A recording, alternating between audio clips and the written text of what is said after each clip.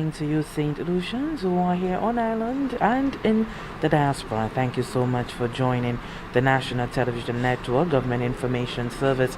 I am Lisa Joseph, and we're broadcasting to you live from the Parliament of St. Lucia, where today the Senate is meeting.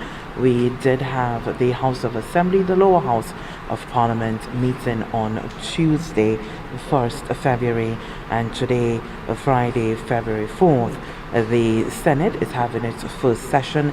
It's the first session of the 12th Parliament, and today the first session of Parliament for 2022.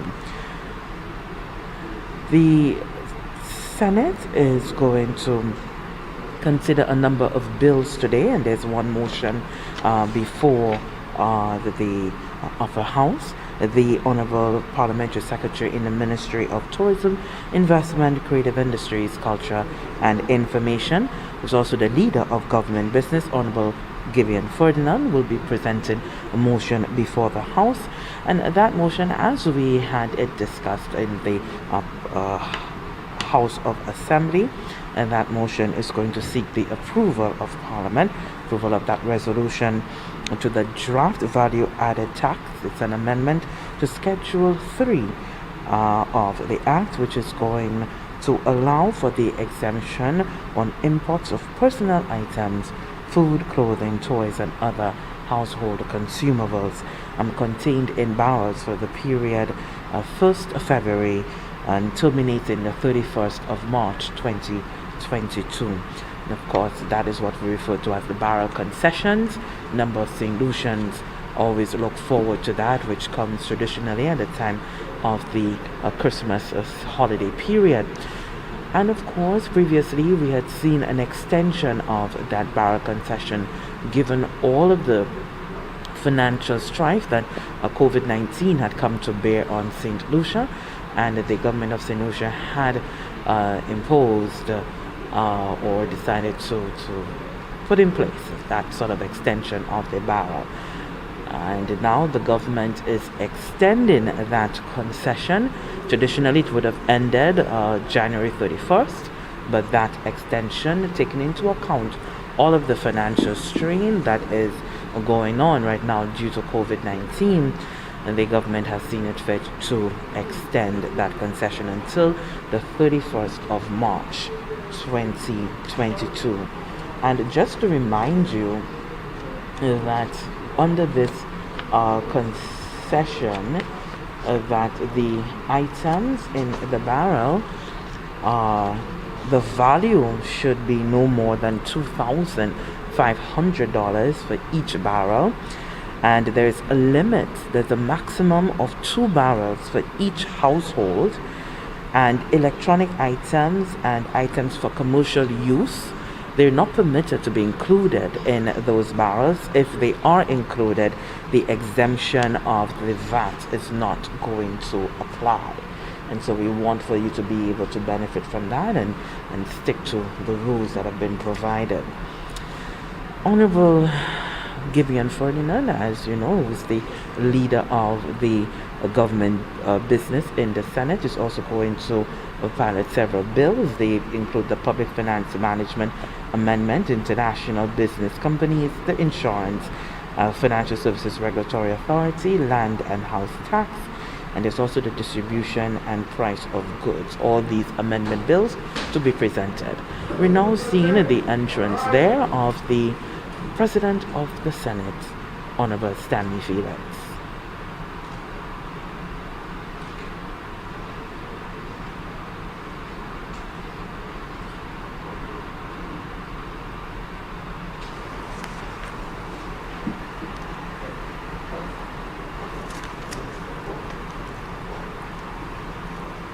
Almighty God, by whom alone kings reign and princes decree justice, and from whom alone cometh all counsel, wisdom, and understanding, we, thine unworthy servants, have gathered here together in thy name, do mostly humbly beseech thee to send down thy heavenly wisdom from above, to direct and to guide us in all our consultations, and grant that we have in thy fear always before our eyes, and laying aside all private interests, prejudices, and partial afflictions, The result of all our counsels may be to the glory of thy blessed name.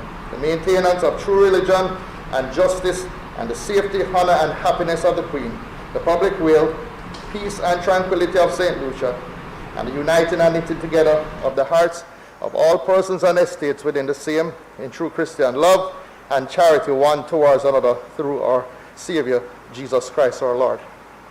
The grace of our Lord and Savior Jesus Christ and the love of God and the fellowship of the Holy Spirit be with us now and forevermore.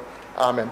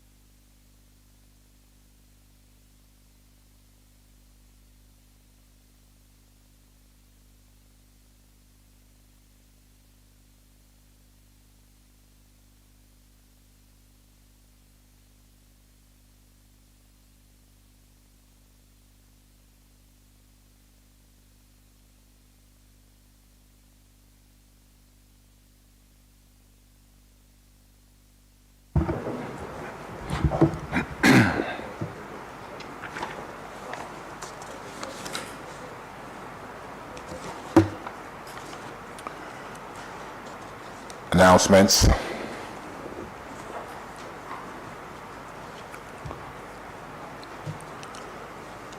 Senators, I have received correspondence from the Speaker of the House of Assembly advising that the following bills were passed in the House of Assembly and forwarded to the Senate for its concurrence.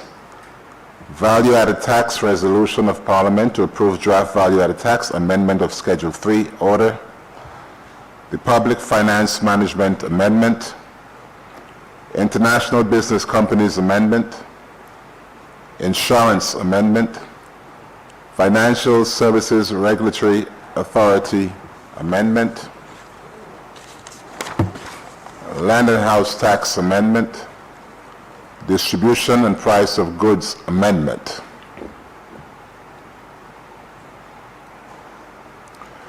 I'm also happy to announce that our post-election seminar, which took place from November 30th to December 2nd, 2021, was indeed a success. The members of the UK Parliament, both from the House of Lords and the House of Commons, had an instructive and stimulating exchange with members of our Parliament. I want to inform you as well that St. Lucia hosted a Commonwealth Women Parliamentarians virtual conference on December 7th and 8th of 2021 under the theme Strong Women, Strong Region, Economic Empowerment of Women. The purpose of the conference was to engage all female parliamentarians from across the Caribbean, the Americas, and Atlantic region in fostering a caucus of women parliamentarians which would help them keep up to date on women's status and to encourage discriminatory legislation and sustainable mechanisms, especially implementing legislation to enable gender equality. Importantly as well, the Caribbean Court of Justice, represented by President Mr. Justice Adrian D. Saunders and Associate Justice Dennis Barrow, along with Registrar of the Caribbean Court of Justice, Ms. Jacqueline Graham, and Chief Public Education and Protocol Officer, Mr. Dyke Well, visited St. Lucia during the period of 19th January to 22nd January of this year. The delegation met with Acting Governor General, her leadership, Honorable Dame Janice Pereira, the Attorney General, parliamentarians, executives of the Bar Association and other national organizations, such as the Trade Union Federation and Christian Council. There was great exchange on the role, purpose, and benefits of the CCJ. I'm not sure if you have received yours, but I wanted to announce that the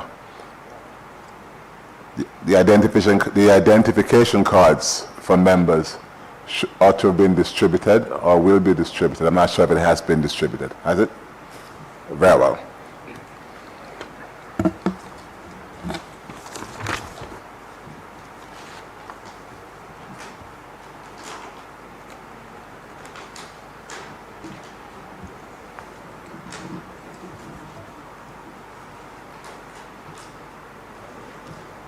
Right.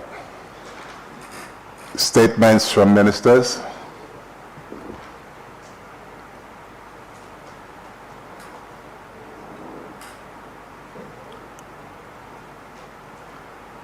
Papers to be laid. Honorable Leader of Government Business. Thank you, Mr. President. Good morning to all colleagues. Mr. President, I beg to move to lay the following papers standing in my name. Statutory Instrument number 187 of 2021, Legal Profession Eligibility, Roysdale Alton Ford Order. Statutory Instrument number 188 of 2021, Banking, Abandonment Property Regulations. Statutory Instrument number 189 of 2021, Value Added Tax Act, Resolution of Parliament to approve Draft Value Added Tax Amendment, Schedule 1 and 3 Order. Statutory Instrument number 190 of 2021, Resolution of Parliament to authorize the making of an order for the 2019 supplement to the revised edition of the laws. Statutory Instrument number 191 of 2021, Tourism Stimulus and Investment, St. Louis Property Limited Amendment Order. Statutory Instrument number 192 of 2021, Tourism Incentive, St. Louis Property Limited Amendment Order. Statutory Instrument number 192B of 2021, COVID-19 Prevention and Control, Prohibition of Assembly, number 15 Order. Statutory Instrument number 192C of 2021, COVID-19 Prevention and Control Protocol, Public Omnibus Amendment, number 3 Regulations. Statutory Instrument number 193 of 2021, Tourism Stimulus and Investment, Viceroy Resort Order. Statutory Instrument number 194 of 2021, Legal Profession Eligibility, Janelle Zarasa Bernard Order. Statutory Instrument number 196 of 2021, National Utilities Regulatory Commission, Names of Commissioners Amendment Notice. Statutory Instrument number 197 of 2021, External Trade Restrictions, Restricted Imports Amendment Order.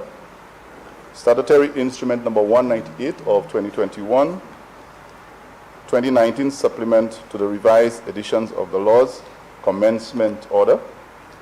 Statutory Instrument number 199 of 2021, Payment System, Eastern Caribbean Automated Clearinghouse System, Amendment Rule. Statutory Instrument number 200 of 2021, Price Control, Amendment number 18 Order. Statutory Instrument number 201 of 2021, Excise Tax Amendment of Schedule 1, number 17 Order. Statutory Instrument number 202 of 2021, COVID-19 Prevention and Control, Physical Distancing, number 19 Order. Statutory Instrument number 203 of 2021, Fiscal Incentives, St. Lucia Eye Hospital and Medical Center Order. Statutory Instrument number 204 of 2021, Value Added Tax Amendment, Schedules 1 and 3 Order. Statutory Instrument number 205 of 2021, Legal Profession Eligibility, Shane Antonio Omar Thompson Order. Statutory Instrument number 206 of 2021, Citizenship by Investment, Boniface Amenya Denze Odenigmo Revocation Order. Statutory Instrument number 207 of 2021, COVID-19 Prevention and Control, Physical Distancing, number 20 Order. Statutory Instrument number 208 of 2021, Drugs Prevention and Misuse, Cannabis Cultivation Regulations. Statutory Instrument number 209 of 2021, Income Tax Exemption, Projects for Roads, Improvement and Maintenance Program, Phase 4, and Reconstruction of Bridges in the Cul-de-sac Basin Order. Statutory Instrument number 210 of 2021, Tourism Incentives, Lucian Style Development Corporation Order. Statutory Instrument number 211 of 2021, Tourism Incentives, Harbour Vista Inc. Order. Statutory Instrument number 212 of 2021, Price Control Amendment number 19 Order. Statutory Instrument number 213 of 2021, Excise Tax Amendment of Schedule 1 number 18 Order. Statutory Instrument number 214 of 2021, COVID-19 Prevention and Control Prohibition of Assembly number 16 Order. Statutory Instrument number 215 of 2021, Banking Licenses Regulations. Statutory Instrument number 216 of 2021, Fiscal Incentives, FDL Consults Inc. Order. Statutory Instrument number 217 of 2021, Fiscal Incentives, VTR Manufacturing Limited Order. Statutory Instrument number 218 of 2021, Fiscal Incentives, Amarna Consult Limited Order. Statutory Instrument number 219 of 2021, Fiscal Incentives, Furniture City Limited Order. Statutory Instrument number 1 of 2022, COVID-19 Prevention and Control, Physical Distancing number 1 Order. Statutory Instrument number 2 of 2022, COVID-19 Prevention and Control, Prohibition of Assembly number 1 Order. Statutory Instrument number 3 of 2022, COVID-19 Prevention and Control Protocol, Public Omnibus Regulations. Statutory Instrument number 4 of 2022, Citizenship by Investment Amendment Regulations. Statutory Instrument number 5 of 2022, Legal Profession Eligibility, Anad Ramlogan Order. Statutory Instrument number 6 of 2022, International Business Companies, Declaration of Head Office Company, Digicel International Finance Limited Order. Statutory Instrument number 7 of 2022, Price Control Amendment number 1 Order. Statutory Instrument number 8 of 2022, Excise Tax Amendment of Schedule 1 number 1 Order. Statutory Instrument number 9 of 2022, Consumer Protection Act, Commencement Order. Statutory Instrument, Commencement Order. Citizen by Investment, CIP 2021 Annual Report. Financial Intelligence Authority, 2020 Annual Report for the period January 1st, 2020 to December 31st, 2020.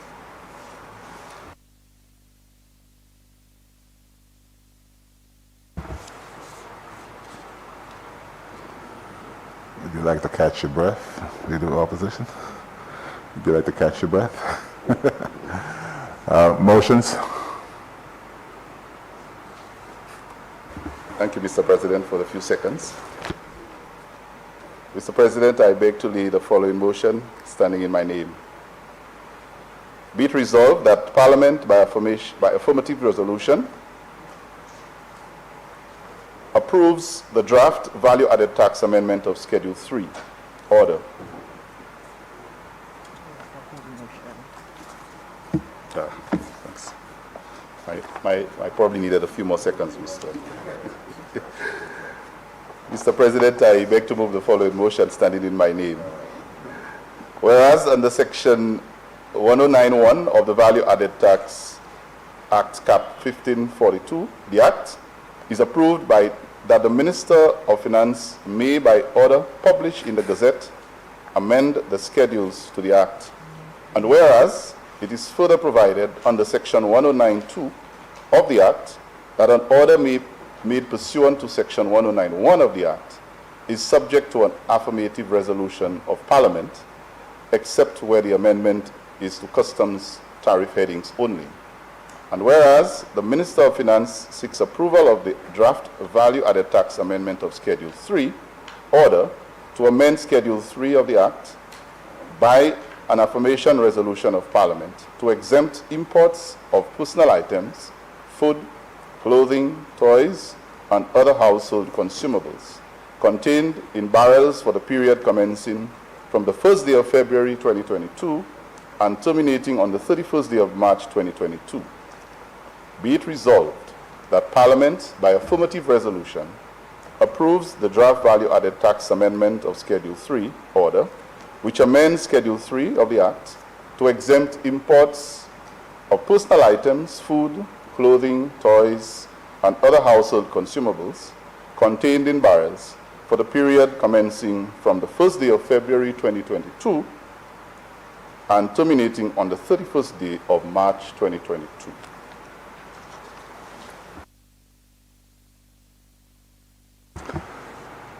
Be it resolved that Parliament, by affirmative resolution, do approve the draft value added tax amendment of Schedule 3 order, which amends Schedule 3 of the Act to exempt imports of personal items, food, clothing, toys, and other household consumables contained in barrels for the period commencing from the first day of February 2022 and terminating on the 31st day of March 2022.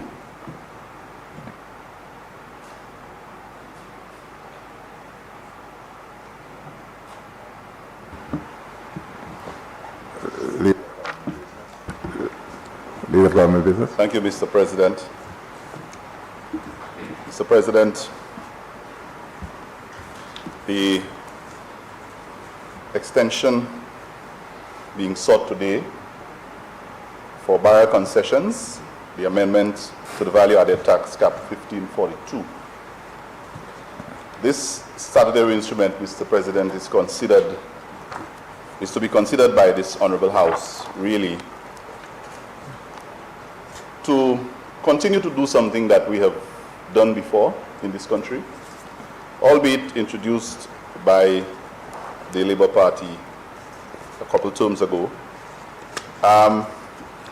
We believe that at this point, there are some of our St. Lucian folk who, because of restrictions and other issues relating to procurement, not procurement, but being able to get their items and contributions from the families and friends in diaspora, that these could have been affected, and some of them may not have been able to get those barrels in time for their Christmas break or their New Year. And this basically is being sought to provide an opportunity for St. Lucians who are expecting those contributions and gestures from their counterparts in the diaspora to access them.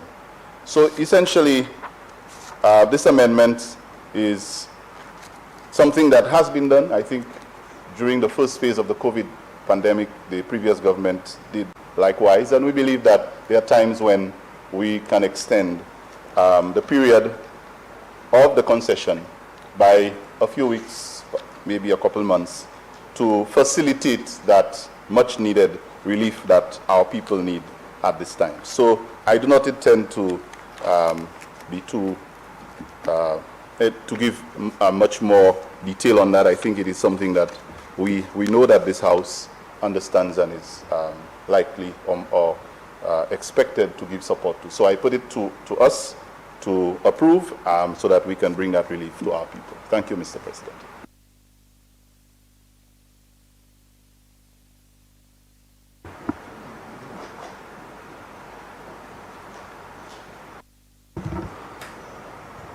Senator Stanislas.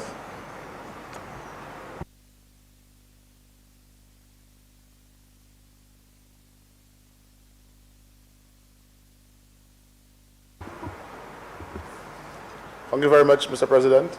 Mr. President, I rise in support of the motion presented by the Leader of Government Business. We believe that this is a very good motion presented this morning for the people of St. Lucia. As he articulated, this started many years ago under the previous Labour administration, and of course it was continued under the United Workers' Party. And if my memory serves me well, I think sometime in June 2020, we started it very early for about a 6-month period, because we do understand the importance of barrels for the people of St. Lucia, Mr. President. We're also hoping that the government may consider, Mr. President, maybe even a further extension, because this says February 1st to March 31st, 2022, and I'm seeing that Christmas is, Easter is, is the 17th of April, which is just maybe 2 weeks. So I do not know if the government may consider, maybe at another sitting, a further extension till the end of April to bring some good Easter cheers to the people of St. Lucia. Because you also have to understand, Mr. President, that we have a lot of shipping delays. The logistics in shipping right now makes it difficult for some barrels to get here on time. And therefore, if we can give a further extension for Easter, that is going to go a long way as well. We're also hoping, Mr. President, that maybe the Port Authority and the Customs Department could put some measures in place to expedite the processing of those barrels, because a lot of persons have been complaining about the length of time it takes when they go there to clear barrels. Mr. President, the opposition is also hoping that besides the barrel concessions, that government could think of other ways to lend support to people out there as well, because it's very difficult out there with this COVID pandemic and the hardship of many people, Mr. President. I mean, this is a very good gesture, a very good motion, but I think we can also go a little further to see how we can explore ways and means of bringing support and relief to people. And I'm saying that maybe, Mr. President, we could look at some of the, I know there are many zero-rated items on the VAT list, but maybe if we can look at some additional items that we could probably zero-rate those items to bring even further relief to the people of St. Lucia.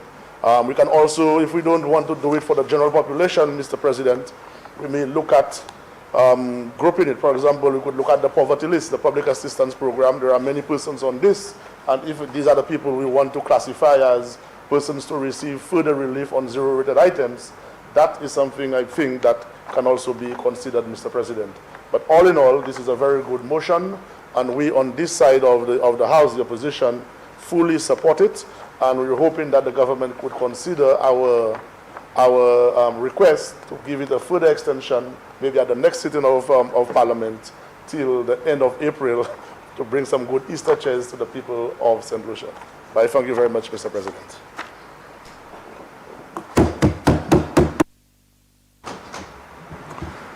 Leader of Government Business.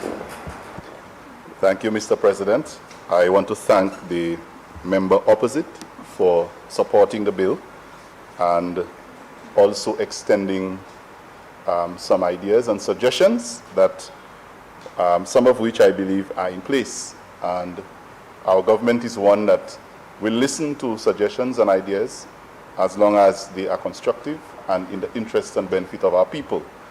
Mr. President, I want to assure the member and the opposition that our government has actually considered other means, and since he iterated that there may be other things that we can do as a government to bring relief to our people at this time.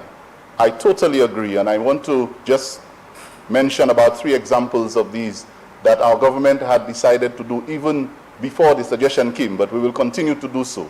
Mr. President, by way of relief, we have introduced the Housing Assistance Program, and that is an example of a way that, a method that the government is going to provide further relief.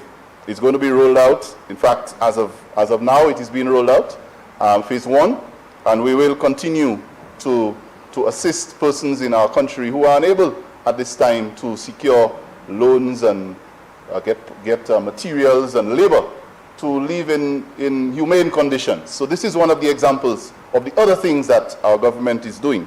I just want to quickly remind the opposition as well and St. Lucians that last September, when school reopened, our government, recognizing the situation as is, provided thousands of bursaries to our students.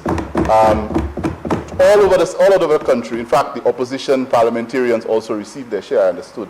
And they were pleased. I noticed the former Prime Minister providing a Facebook page with, I think it was tablets or devices that were provided for children. And that is an example of some of the other things that we continue to do.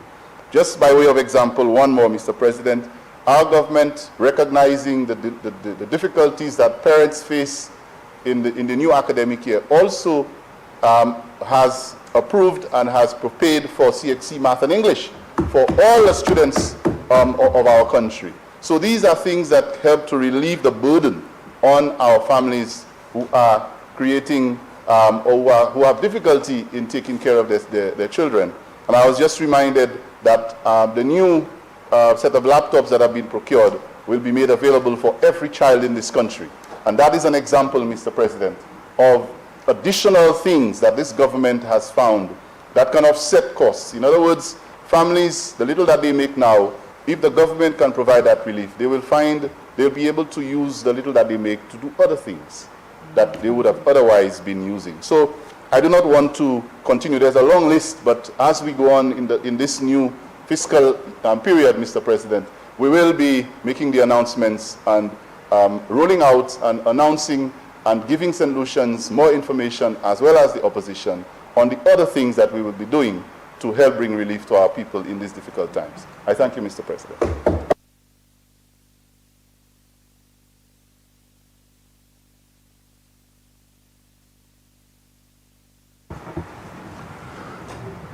Be it resolved that Parliament, by affirmative resolution, do approve the draft value-added tax amendment of Schedule 3 order, which amends Schedule 3 of the Act to exempt imports of personal items, food, clothing, toys, and other household consumables contained in barrels for the period commencing from the 1st of February 2022 and terminating on the 31st day of March 2022.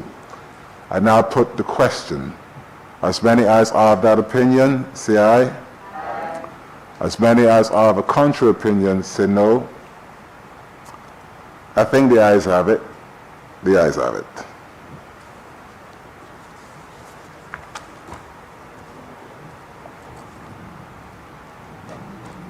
Bills? Leader of Government Business. Mr. President, I beg to present for first reading a bill shortly entitled Public Finance Management Amendment. Public Finance Management Amendment.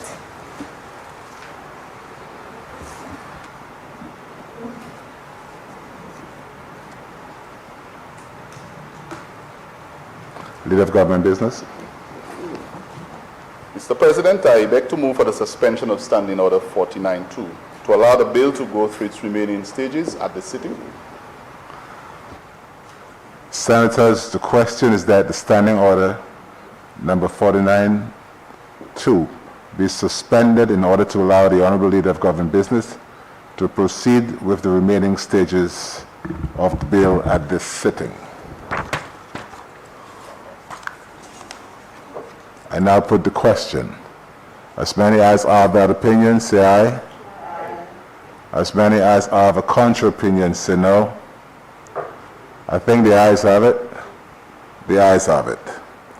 The leave is granted. You may proceed, Honorable Leader of Government Business.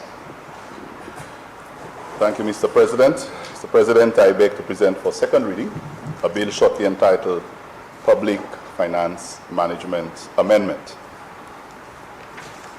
Mr. President, the bill for consideration before us this morning is a bill that,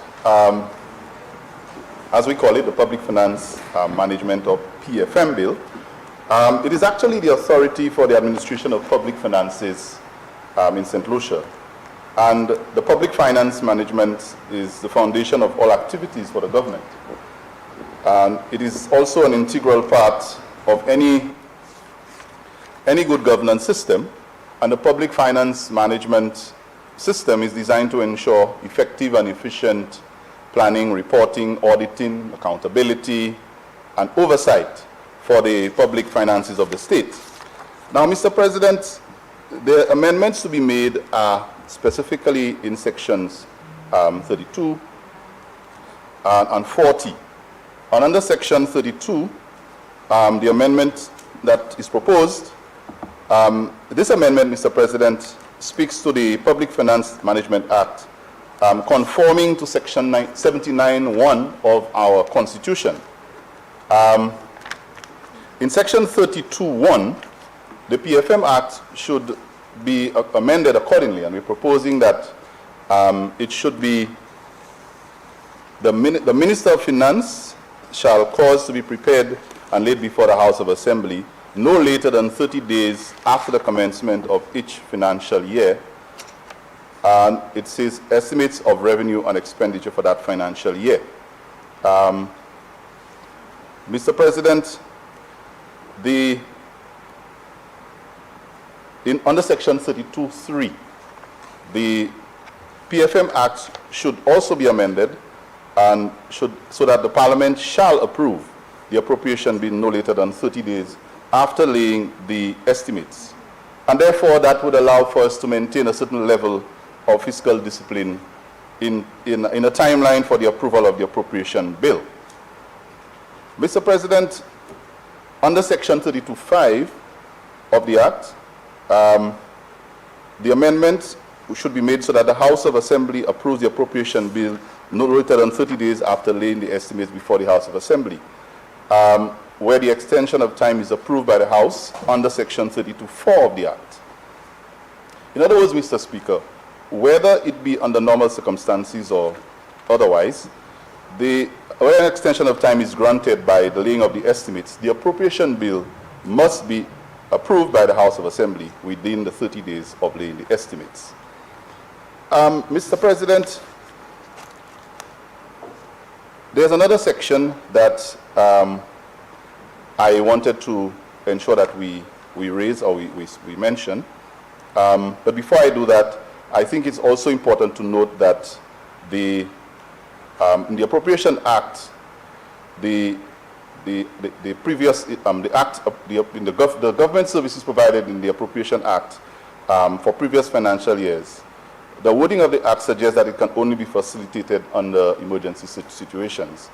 And as such, the wording does not need to be changed to allow the provisional warrant to be issued under normal circumstances once the Appropriation Act has not been passed in time for the commencement of the financial year. Now, Mr. President, the other section is section 40. Under section 40, it is proposed that we amend section 40 of the Act, the provisional warrant, in line with the proposed section 32(6) of the Act, by removing the reference to an emergency act under section 17 of the Constitution, cap 101(14). A provisional warrant need not be permitted under the state of emergency. But we do not have that, and so, Mr. President, the two minor amendments which were deemed to be necessary and would remove ambiguity would include, one, the word Parliament be replaced with the word House of Assembly on the basis that money bills are approved by the House of Assembly as per the Constitution. Two, that the reference to the responsible minister in section 32 be replaced with minister, as the Minister of Finance is the only one who can authorize, who is authorized to issue such a provisional warrant. Mr. Speaker, I also wish to reiterate that the proposed amendments are not intended to remove any form of fiscal discipline or accountability within the Public Finance Management Act. St. Lucia would have committed to development partners such as the IMF, the World Bank, to enact new PMF legislation. And this government is committed to fiscal responsibility and has committed to adopt the fiscal responsibility framework in the medium and long term with support from the IMF and the World Bank. So, Mr. President, for this reason and the other reasons that I stated earlier, I want to present that this bill for consideration before the Honorable House.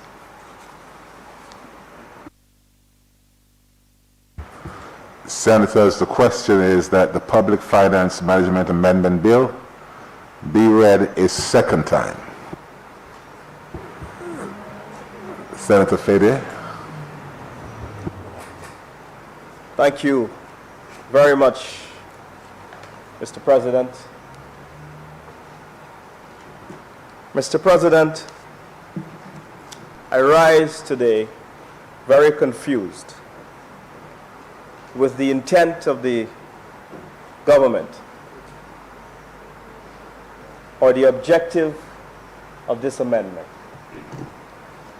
Mr. President, on Friday the 28th of February, members of the lower house on the opposition side were presented with a draft bill which proposed several amendments to the Public Finance Administration Act. Mr. President, on Tuesday morning, members of the lower house came to this sitting,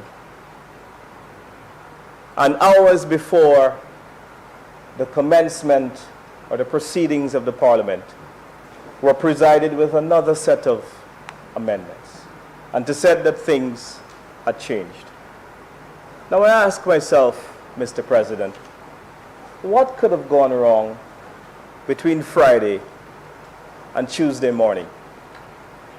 And then I ask myself about the mindset of the people that are in charge of the affairs of our country. And I ask myself, why the confusion? I saw in the debates in the lower house that even the MP for Vieux-Fort South, Honorable Dr. Kenny Anthony, suggested that bringing an amendment on the eve of a parliament is not best practice. It's not responsible management. Senator Fede. And so we're presented here today. Senator yes? Fede.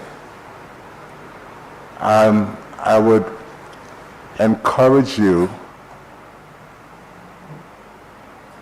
to pay particular attention to the bill that is before you. You are attempting, rather, to discuss an issue that is certainly not before this House.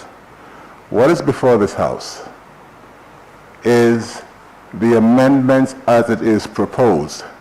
You are talking about something that could have been, but was not presented. So there is no place here in this House for the direction that you are proceeding. You cannot discuss or argue or debate something that was never presented in either houses. So I would encourage you to pay attention and discuss what is before you. That is the amendments that are being proposed here today. You cannot discuss amendments that is not being proposed. Thank you very much, Mr. President, for your guidance. I was only trying to establish context because there's a build-up and a background that surrounds every amendment. But I'm guided by you, Mr. President. Moving on. And so, Mr. President, we are here today to amend the Public Finance Management Bill. A bill, Mr. President, that was contextualized against the background of the best practice of public finance management. And so permit me a bit of latitude. Let me explain what the intent of this bill was. The Constitution clearly states, Mr. President, that in Section 79, that the Minister, for the time being responsible for finance, shall cause to be prepared and laid before the House before or not later than 30 days after the commencement of each financial year of the estimates. So basically the Constitution says that you can either do it before or after. No later than, however, the 30th of April, as our financial year would start on the 1st of April. And so, Mr. President, there is nothing wrong with any suggestion to do or lay the estimates before the financial year. In fact, Mr. President, it is best practices all over the world. In fact, Mr. President, what has happened, and I have been in government and have served, is that when the budget is laid late, when you do not cause yourself to bring the budget to the Parliament in a timely fashion, then civil servants are scrambling all over the place, looking to start a new financial year, but, Mr. President, not having the policy direction in where they can go. And so they're limited, Mr. President, by having to stuck within the limits of funding that is prescribed without the estimates being laid. And that usually, Mr. President, is not the full quota of the monies that are available to them. Now, we are having this argument at a time when our country confronts all kinds of fiscal realities. And these fiscal realities that confront us at this present time require us to be even more watertight and even more up to the task and proactive rather than reactive to the fiscal conditions of the country. And so doing the budget in a timely fashion has become increasingly more important.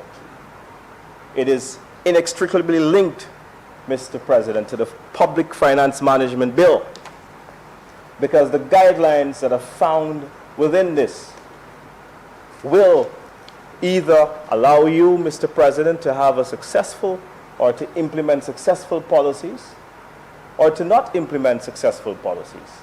Now, this really has begged the question: why is it that this government has a problem with coming or sticking to rules which suggest that, as much as possible, barring a national emergency or a state of emergency, or barring a crisis situation in the country, why is it you have a problem with sticking to that discipline in bringing a budget in a timely fashion to the House? Why is it? I don't think that 30 days is going to make a difference if you don't have a plan. The time is coming, and it is now, when the government must present its plan to the people of this country. And so whether the government delays it by 30 years or not, it's not going to help. You need a plan, especially for the large and significant economic challenges that the world is currently facing at this time. Mr. President, you would note very well, inflation is a real problem in the world. In the United States, our major trading partner, our main trading partner, in which our economy is inextricably linked, it's over 6%. Interest rates are being risen by central banks all over the world. Oil prices have gone up to $92 a barrel. And so, Mr. President, this requires creativity, this requires people to act very quickly, and it requires people to act in a timely fashion. And so laying the budget in a timely fashion will no doubt, Mr. Speaker, send the confidence that is required to the private sector, so that investors can look and investors can see that St. Lucia is serious about its fiscal rules. St. Lucia is serious about its public finance management.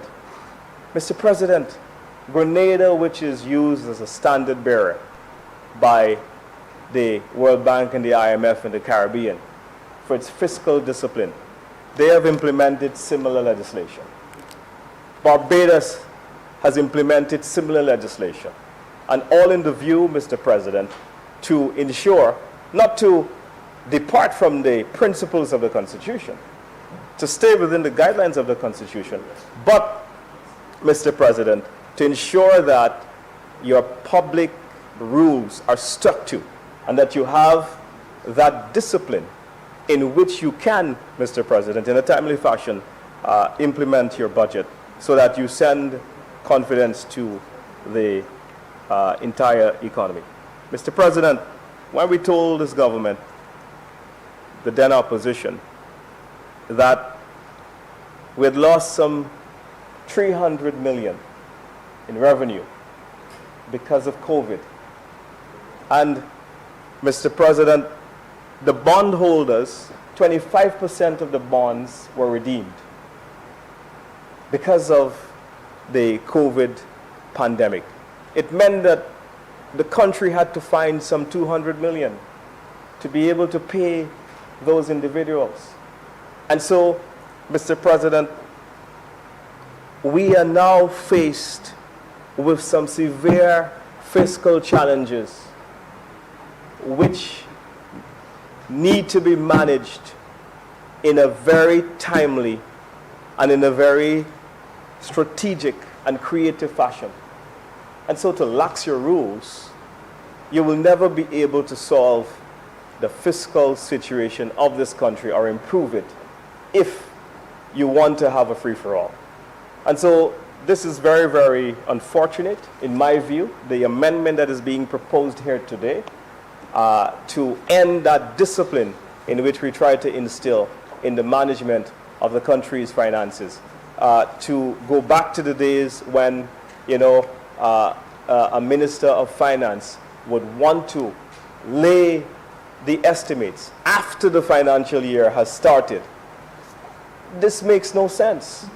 Lay the budget in a timely fashion, not in the manner that you have brought these proposals to the government, but everything that they have done so far, Mr. President, I humbly submit to you, has been late. Even the Christmas barrel legislation, we are here to talk about extending it for the 1st of February, and we have lost, today is already the 4th day of the month. So do things in a timely fashion, manage the affairs of this country well, right? Because not just me, your own supporters continue to lose confidence in your abilities by the voice notes that are going around in public, which have clearly stated that they see no talent in the tank of this government. But the day is coming, you must lay your budget, whether you delay it by 30 days or not, will not excuse the fact whether you have a plan or not. So this is unfortunate that we're going back to laxing the rules rather than holding ourselves to the kind of fiscal discipline which is necessary for the efficient management of the finances of this country. I thank you.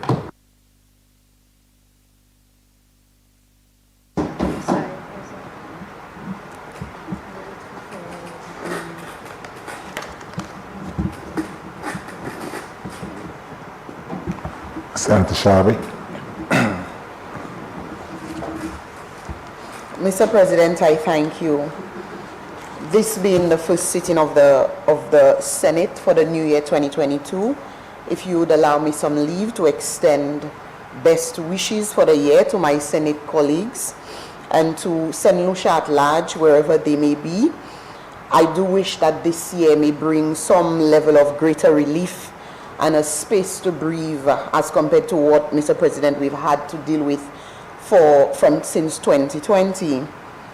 I also do hope that this time around we will see a totally different posture in what apparently the Senate, which to my mind, as far as I know, has been the chamber that has shown a level of finesse. And what we saw last year was a real descent from that. And I do hope that this year it brings a different stride, Mr. President. Mr. President, I stand here in support of the proposed amendments to the Public Finance Management Act. I sat across the table, Mr. President, and I heard my colleague on the other side speak of, and a lot of the times when he says things, I wonder whether it is an issue with understanding some things that are very, very simple. Because in my mind, what this amendment is proposing to do is to realign a piece of policy with an act that has existed, Mr. President. And in my mind, if there is an issue with the act, perhaps we should start with some sort of constitutional reform. But what this amendment does, Mr. President, is simply to realign with the act and say that there is scope and there is space to allow the Parliament to present a budget 30 days after the end of the financial year. It is in my mind no indication, Mr. President, saying that it must be done at that time. And I sat here and I thought, as a young lady and a mother, I thought of a gestational stage, a stage of pregnancy. And there really are times when premature may not be the best. Because I sit here and I think of a young lady carrying a child for 9 months, and the ideal is to really go to that end rather than having a child that is a fetus that is premature, Mr. President. And so I am saying that it is not always best to do things prematurely. And so I think what the legislation does in the manner in which the Constitution captures it is to really allow for that level of wiggle room, that level of leeway, if in fact it is required. And I reiterate that in my mind, it does not seem to say that you must go 30 days after, but circumstances may permit for you to do that. We know that there may be resource constraints, there may be human capacity constraints, and unless as a government and as a people, we have sought to address these issues, the fundamental issues that will lead us to these time frames, we cannot then add that additional pressure on the persons who are responsible for putting the budget together. And so what it does is that in my mind, it creates that, it simply gives us space whereby we can work, whereby if in fact there are issues that will create a delay, the Constitution has given us a space that we can work in.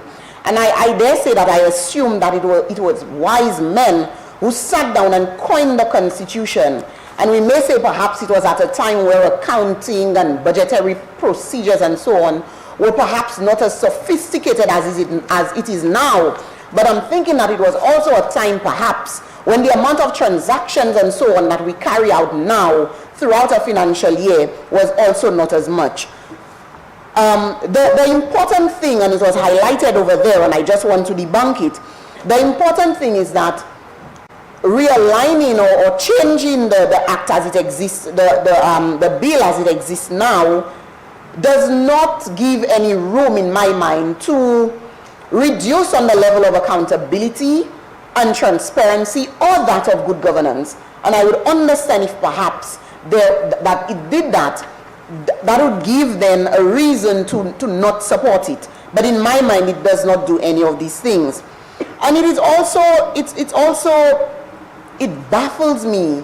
It really baffles me how the member opposite can stand up and speak so flashing about going against rule of law and going against things that are enshrined in an act or so on, when it was this very member opposite who sat in a government that had no respect for the Constitution.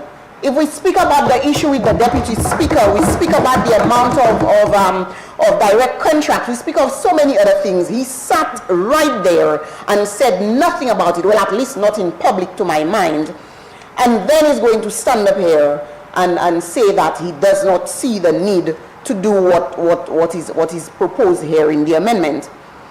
Allow me, Mr. President, to steal a little phrase I picked up during the week, and it reads that it's the integrity of men and women and not simply legislation by itself which will cure corruption. And that was spoken by a man that I consider very astute. And so that phrase has been resounding in my mind for the last couple of days, because we as a people, we as a people and we as the persons responsible for the business of this country, we saw too blatantly how the very legislation that had been put in place was flaunted with no care for how it affected the country and the finances of this country within the last 5 to almost 6 years, Mr. President. Again, I say that it is really about giving that level of flexibility, and I think I appreciate it even more now, given that we are in the COVID period, and we have so many things are delayed. Just last week, I had a situation at my workplace where about 3 of us were out at the same time. We had deadlines to meet, but unfortunately, because of us being unwell and having to be out of the office, we're not able to meet the deadlines. But it means if we indeed had some sort of law, like the Constitution states in terms of the laying of the estimates, that allowed us the additional time, a few days after the end of the month, to present my report to the board and so on, then it means you know that you are working within the ambit of the law, not necessarily to stretch it all the way to the end, but to work within the time frame that is provided to you. And so I think it's very disingenuous that we are going to come here and speak about flaunting the Constitution. And if we look at the Constitution, Mr. President, in section 80, when the member opposite spoke of what happens at the end of the financial year, and that public servants have to scurry around to get things done.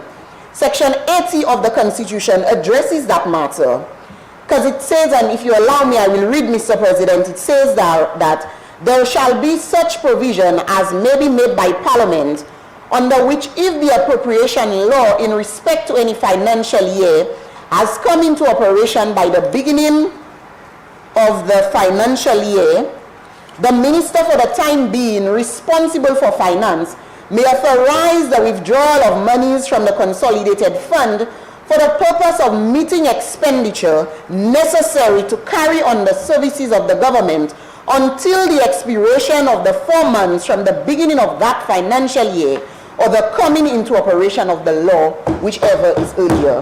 And so the Constitution, Mr. President, covers us to allow for things to happen constitutionally, legally, lawfully, and rightfully, even though you do end up using that 30 days after the laying of the estimates.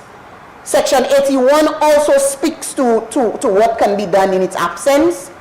And so it is my opinion, Mr. President, that the amendment presented before us, in conjunction with what already exists in the Constitution, gives us a scope, gives us a space to continue to be accountable, responsible, and transparent in the management of this country's public funds. And so I reiterate that I support the amendment, and as well to reiterate, and I want to really make that one hit home, that it's really not about whether the law, the Constitution actually exists. It's about us as honorable men and women, and the men and women responsible for the management and the finance of the country, to do what is right, to show that there is integrity, and to be able to account to the public in terms of what they do when they have been placed in the offices responsible to do so. I thank you, Mr. President.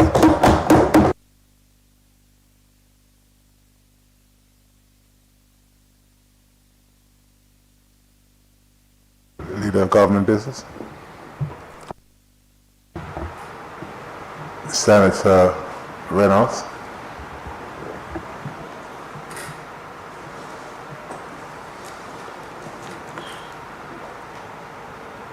Thank you very much, Mr. President.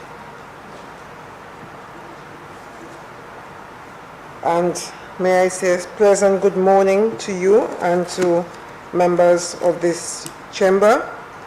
And like my colleague before me, I wish to extend to, if you will allow me, to all colleagues in this room, to wish everyone and families a happy, safe, and productive 2022, as well as one of health, good health. And as we speak of good health, Mr. President, I wish to kind of inform in passing that today the world observes World Cancer Day. And so I want to raise the awareness right here, and the theme, the slogan being, I am and I will. And I want to remind or encourage members here and families to continue to commit to strengthen the actions aimed at reducing the impact of cancer, exercising, healthy diet, healthy weight, avoiding smoking, moderate alcohol consumption, screening, etc. So I want to wish everyone a good year, and remember, it's prevention first, early detection and treatment as it pertains to cancer. Thank you, Mr. President. Mr. President, I stand in support of the amendment being proposed to the Public Finance Act. Does Mr. President, the act or the bill, the amendment is being proposed because there is need to bring congruence in what is in the act and what is in the Constitution. We want to ensure that what is done as it pertains to the finance, the management of the finance of this country is done effectively and efficiently. There is transparency, there is accountability. We want it to be aligned with what's in our Constitution. We are always, Mr. President, guided by our Constitution of 1978. As a born and raised St. Lucian, I submit to St. Lucia Constitution first. After the Bible, the good word of the Lord, comes the Constitution. And so our government in no way intends to go against what is in the Act. But however, once the Act and the Constitution comes to a clash, some things must happen. It must be regulated. And this is what we do. We see it, and so we have to fix it. Mr. President, I want to thank the Office of the Clerk and the Parliament for this document here, Mr. President, that we received this morning. And I have no problems in receiving something just before the time.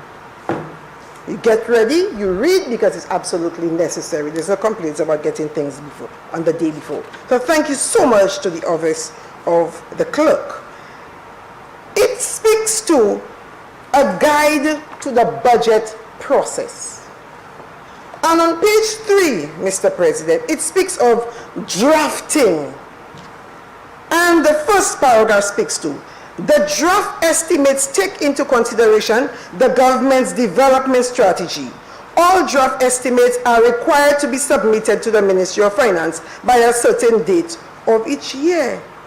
Mr. President, in my previous time, I've been a minister, and I recall the accountant, the chief accountant within the ministry, the permanent secretary, sends out information and emails to heads of departments to submit by a certain date.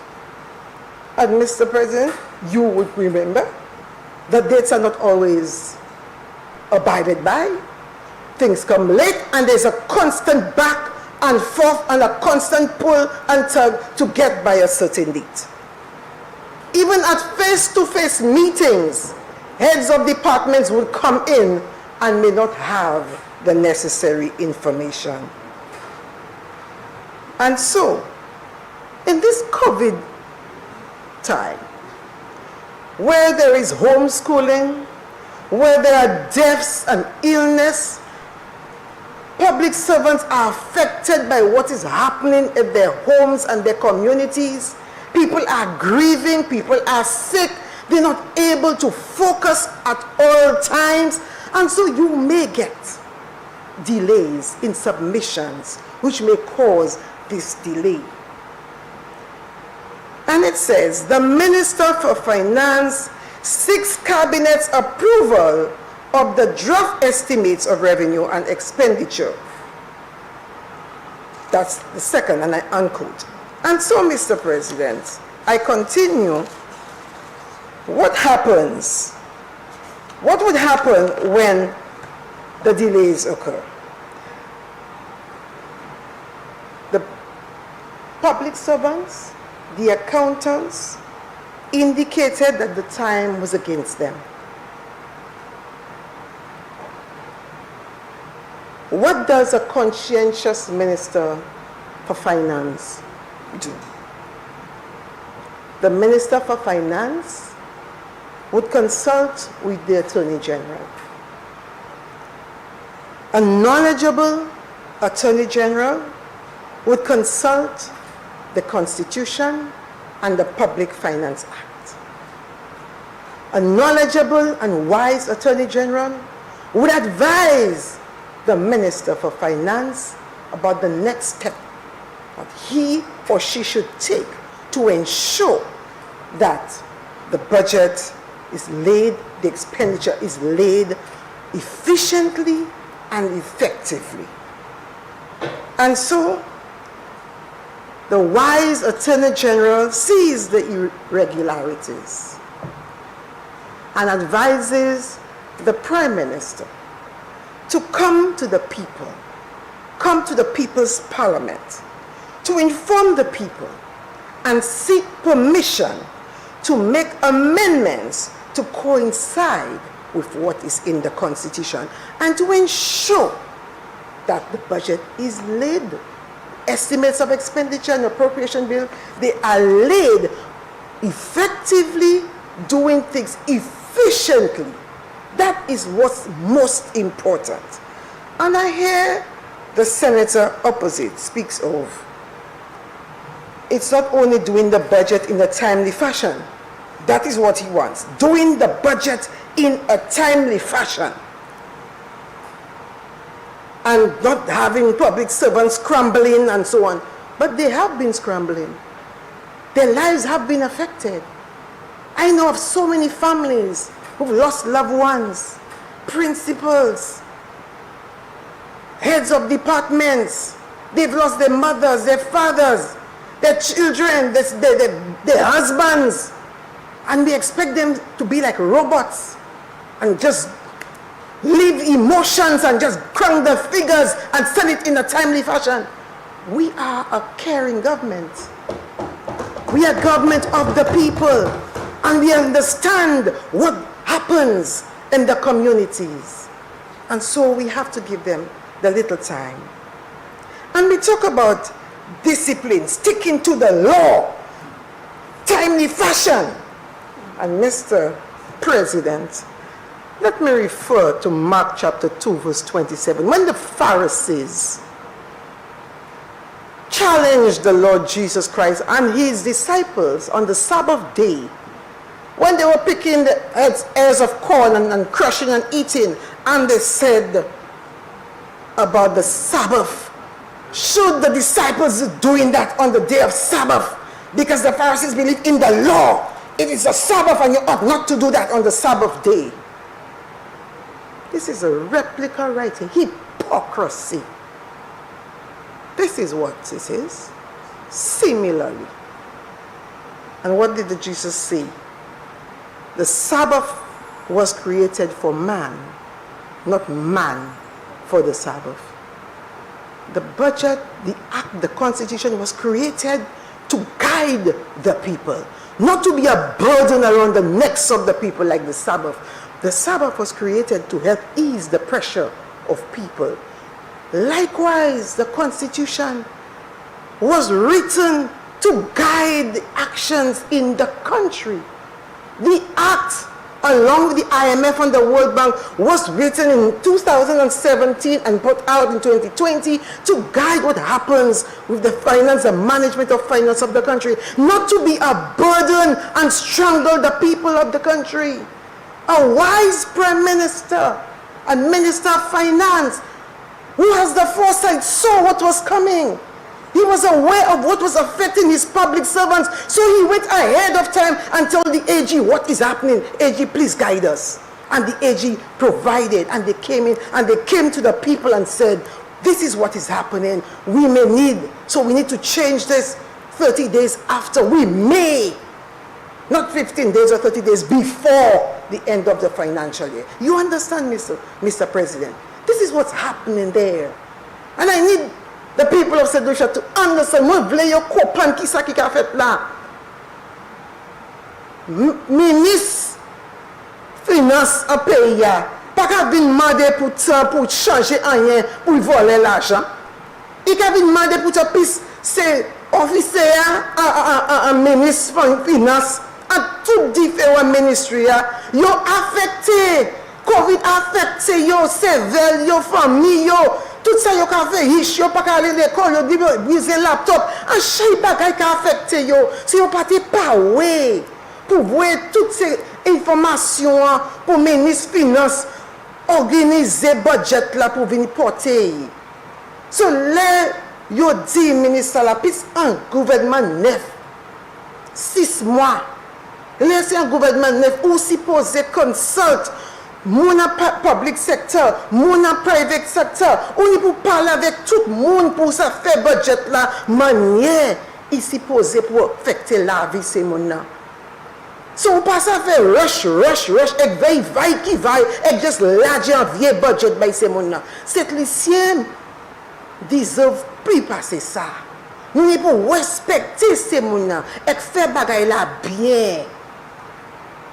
And the Prime Minister and Minister of Finance, who I have served with in the cabinet some years ago, he is one, Mr. President, who accounts for every cent.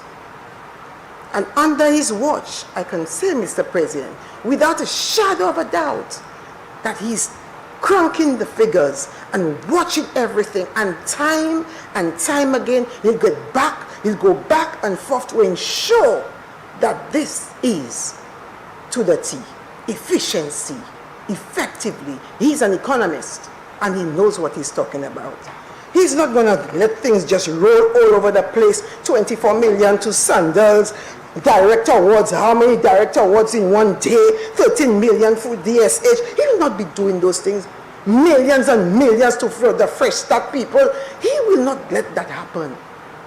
All of those things happen. And when we stand there and we're talking about do it in a timely fashion, do it honestly. Do it with integrity. Do it with great accountability. This is what the people of St. Lucia demand.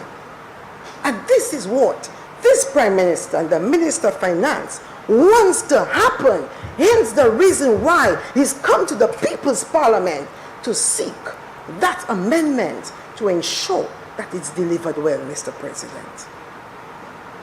So under previous times, when people sat in cabinet and allowed all kinds of things, the use of the pensioners' funds to give to foreigners to buy land, all kinds of things happened, and they said nothing. They allowed the land and the resources of this country to be abused and used and given to all people, all and sundry. This was also about finance. This was also about management of the finance of the people. And so, Mr. President, I want to stand and say that I approve. Mr. President, and I support. I didn't want to interrupt the senator. I rise on a point of order.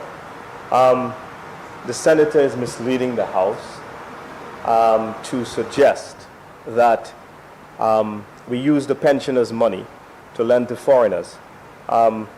If she's referring to the loan of the NIC that was given to Cabot, I want to enlighten her that the NIC has an investment committee.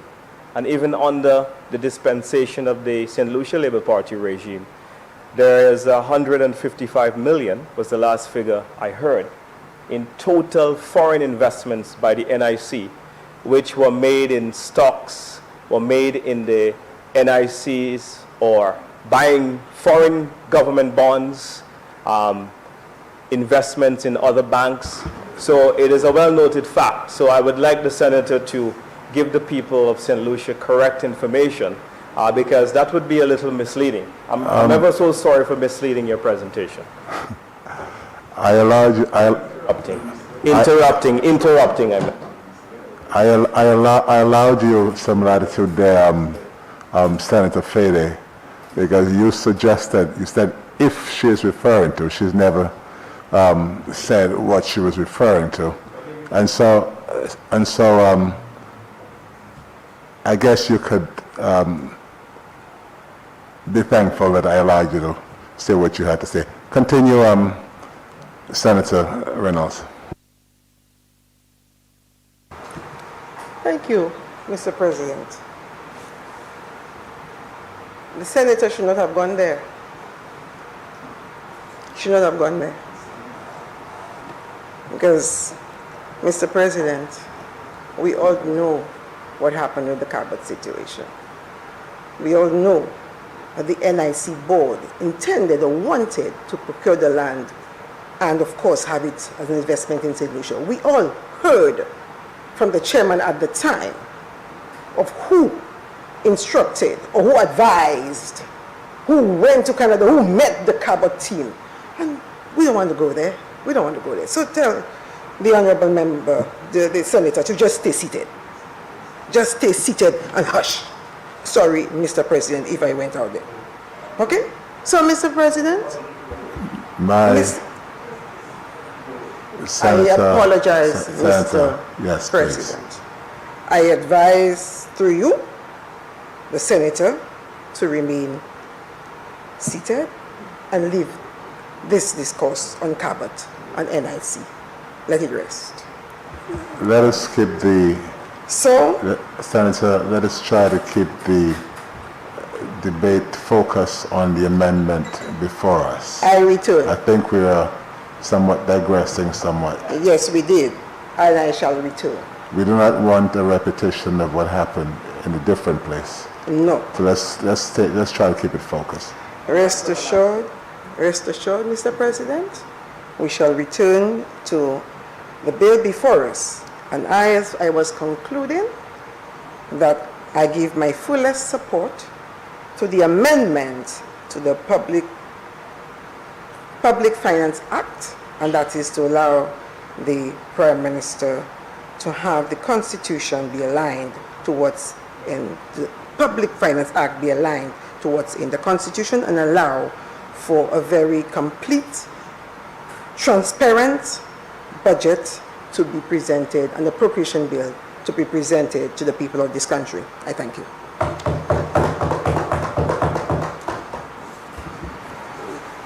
Leader of Government Business.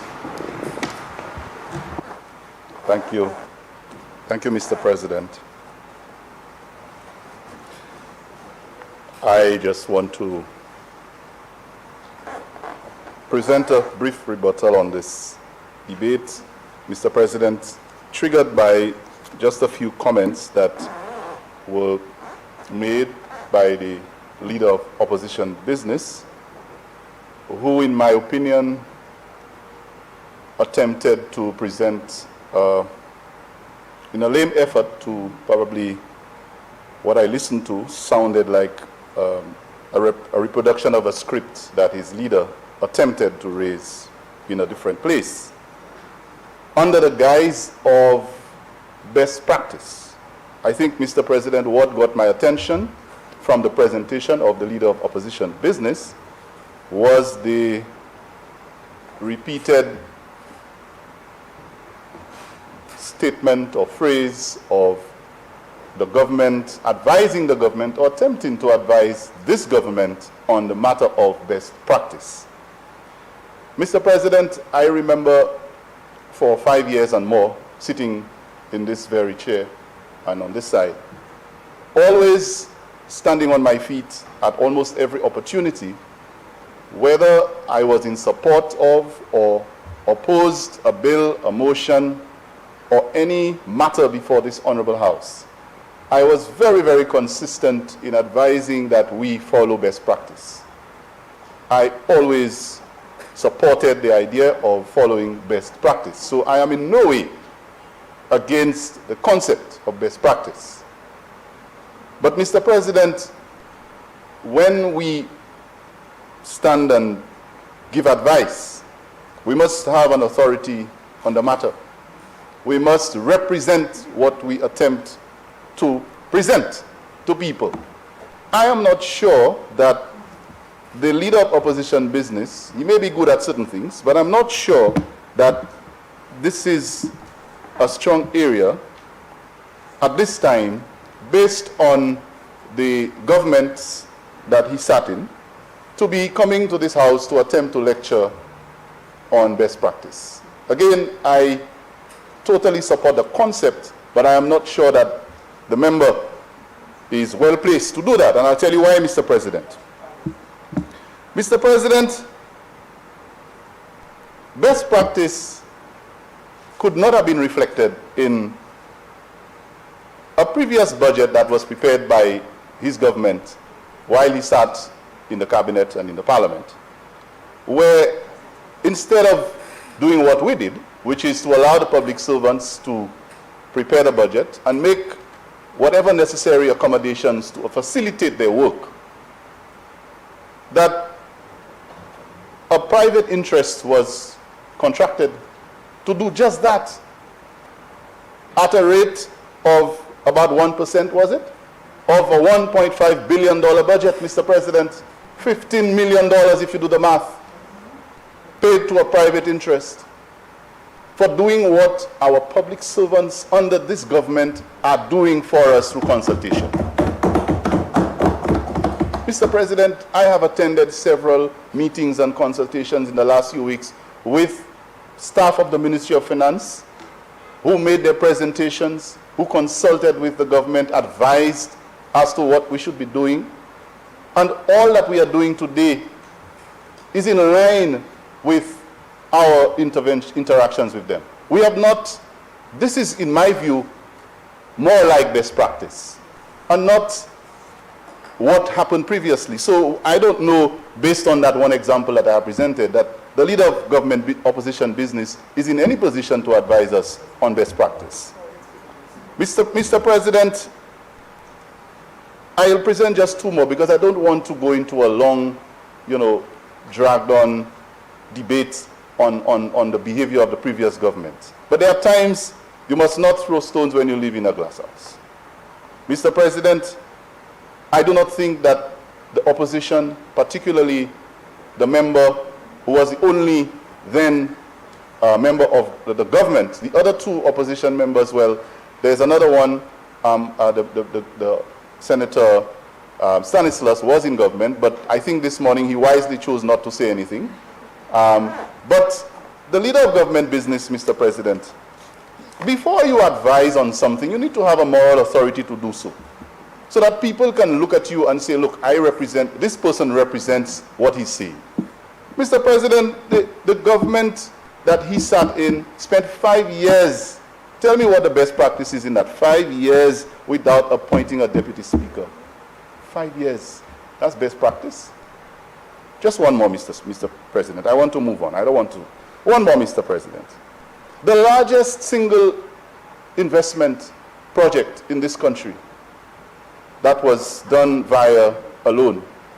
Best practice, Mr. President, to instead of going to public tender, the Huronoro International Airport development, did not go to public tender. That is best practice. When you have that kind of project of that magnitude in a country, that you put it to public tender, that is best practice. His government sought to provide what? A direct award that we in this government now have to shoulder and burden. That is one of the reasons why we have to put all the fiscal measures in place. Because we have to now deal with that malpractice that the leader of opposition business should have known about.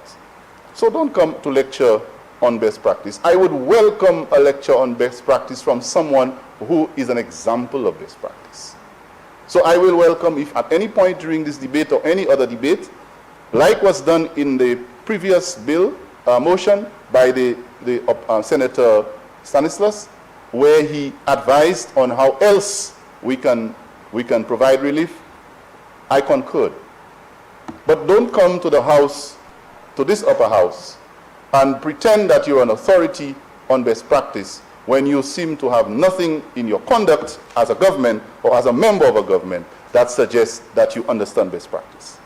So, Mr. President, let me just wrap up by saying that what this amendment seeks to do is to basically obey the law, obey the Constitution. Our Constitution, Mr. President, is very clear about the conditions under which the estimates can be laid. And everything we have done is to basically align the fiscal law to the supreme law, which is the Constitution. And from what I know, and I think can anyone correct me here if I am wrong, for you to make amendments to the Constitution in that regard, you must have a 2/3 majority, which this government did not have, at the time that that was done. So I think we are righting the wrong, Mr. President. We have a 2/3 majority.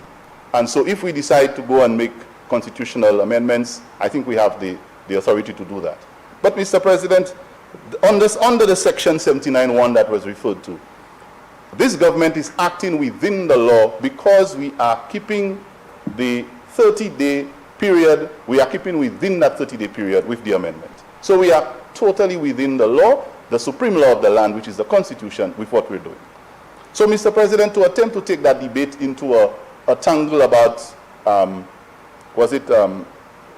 inflation and everything else that his leader previously tried to do, I think was really unfair and unfortunate. So, Mr. President, I believe that we must give credit to the staff of the Ministry of Finance and the Budget Office. For some reason, we have forgotten them, who have been working tirelessly to ensure that we are guided, and we also must thank the Attorney General for providing legal guidance and counsel. And I think with their guidance and the best practices that they have been accustomed to, this government will do what is right. And we will make the amendments, hopefully after this is passed through this Honorable House, to give St. Lucians the quality of a budget that they truly deserve. So, Mr. President, with that, I ask that the House approves the amendments, and so we can move on and get into the business of running this country and approving the estimates. I thank you, Mr. President.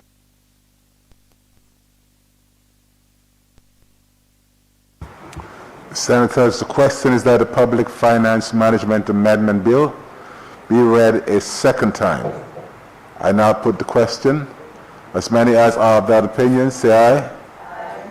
As many as are of a contrary opinion, say no. I think the ayes have it. The ayes have it. An act to amend the Public Finance Management Act number 14 of 2020.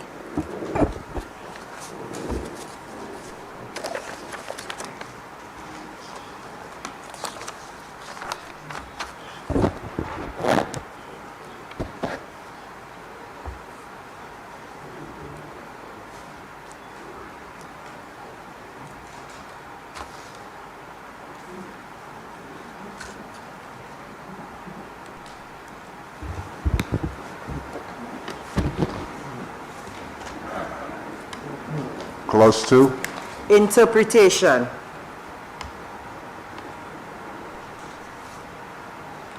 Clause 2 stands part of the bill.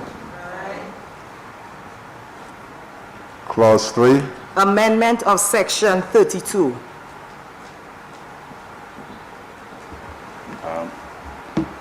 Mr. President, I think on page 6.3 that in line 2, that the word no after the word assembly we deleted and insert the words before or not. And in line 3, that they will insert of the revenue and expenditure of St. Lucia after the word estimates. Also under section 32, line 2, page 6.3, that the word no be deleted after the word bill and insert the word before or not. And yes, still under section 32. In line 3, we insert the words of the revenue of expenditure of St. Lucia after the word estimates. And finally, page 7, line 4, we insert the word the, THE, before the word coming.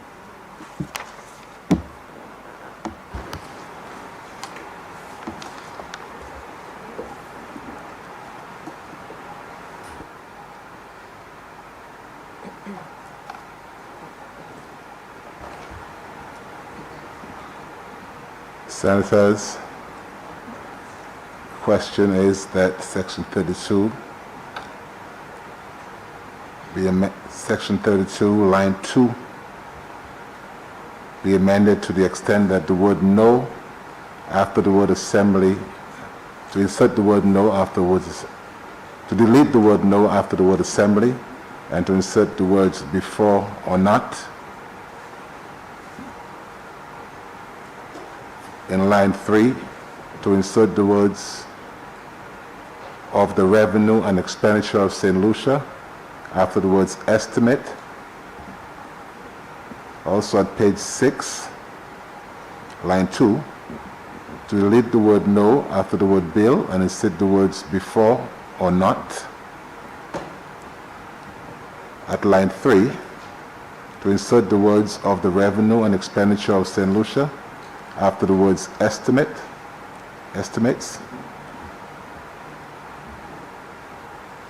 And at page 7, line 4, to insert the word the, THE, before the word coming.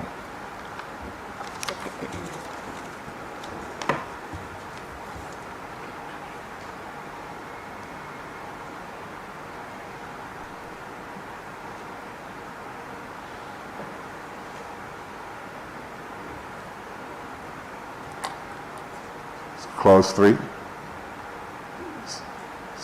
stands part of the bill. I didn't hear that. Clause 4. Substitution of section 40.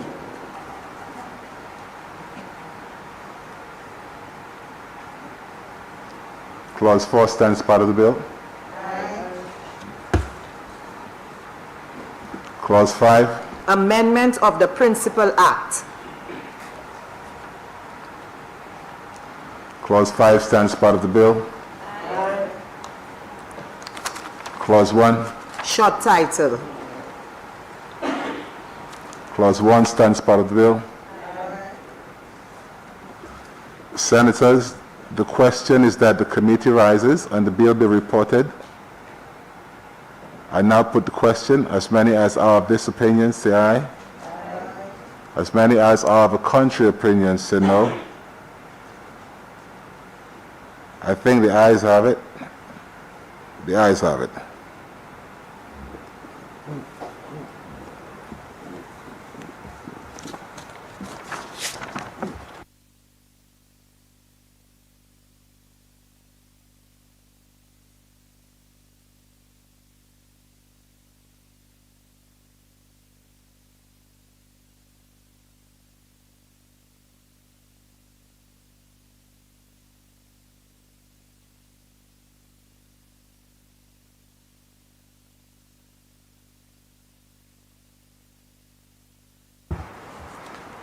Senators, I beg to report that the Public Finance Management Amendment Bill went through committee stage with amendments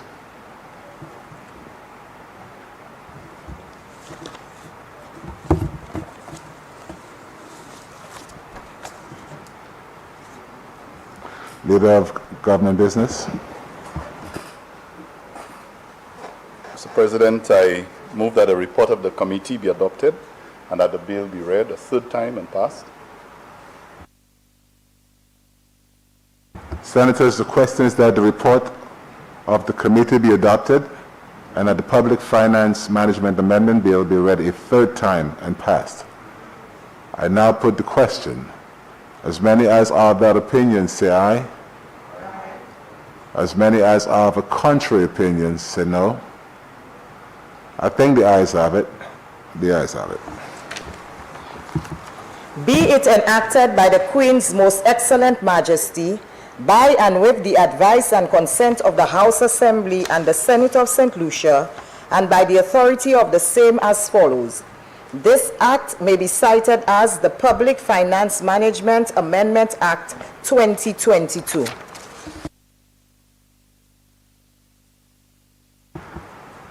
Leader of Government Business. Mr. President, I beg to present for first reading a bill shortly entitled International Business Companies Amendment. International Business Companies Amendment. Leader of Government Business. Mr. President, I beg to move for the suspension of Standing Order 49-2 to allow the bill to go through its remaining stages at the sitting. Senators, the question is that Standing Order number 49-2 be suspended in order to allow the Honorable Leader of Government Business to proceed with the remaining stages of the bill at this sitting. I now put the question. As many as are of that opinion, say aye. As many as are of a contrary opinion, say no. I think the ayes have it. The ayes have it. Leave is granted. Leader of Government Business, you may proceed. Thank you, Mr. President.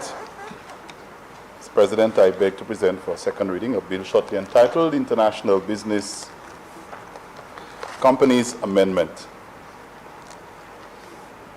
Mr. President, the International Business Companies Amendment Act, Cap 12.24, is the bill that is for consideration before this Honorable House.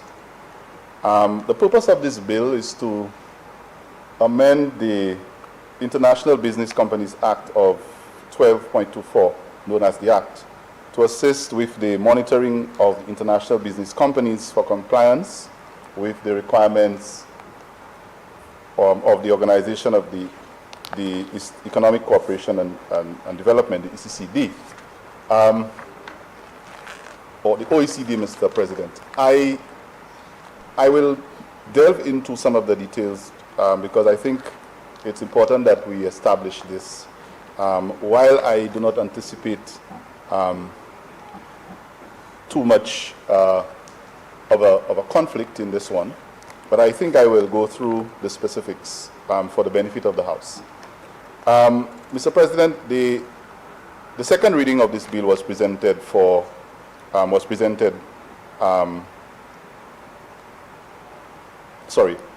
the second reading of this bill as it was presented for was the first reading in November 2021.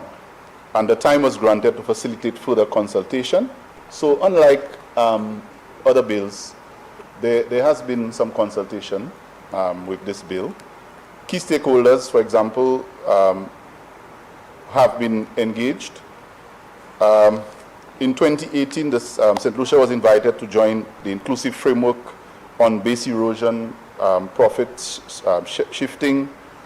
Base erosion occurs, Mr. President, just by way of information, when multinational enterprises take advantage of tax loopholes in one country to reduce their burdens in another country.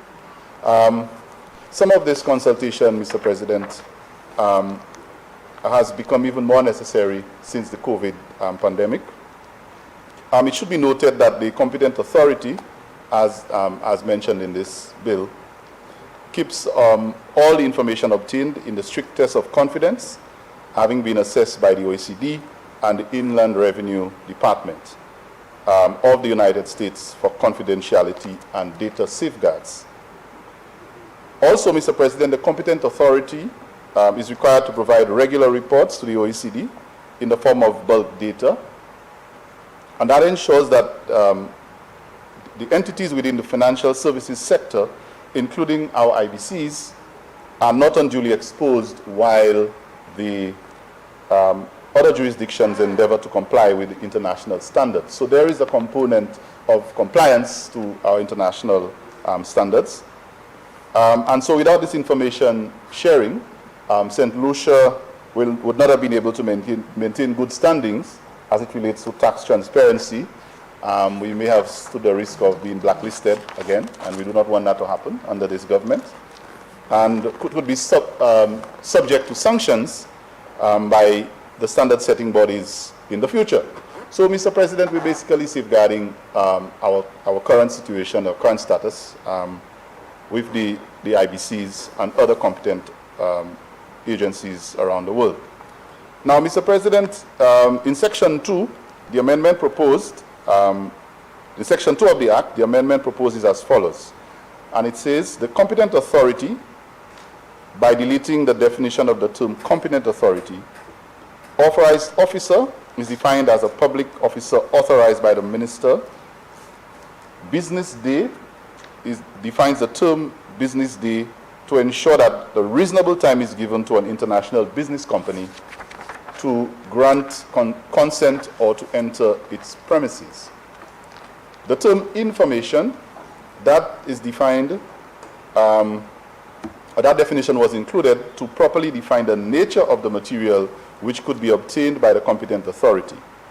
The Act, Mr. President, previously referred to this term, but there was no clear definition for that term.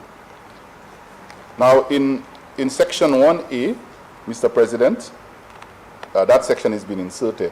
And in Section 2A identifies the minister under the Act with the responsibility of monitoring compliance of international business companies. As for Section 2B, it states that the minister has power to delegate relevant tasks and functions under the Act and to an authorized officer. Mr. President, under Section 2C, it is inserted to give the minister the power to require the production of information by serving notice on either the international business companies or its registered agent.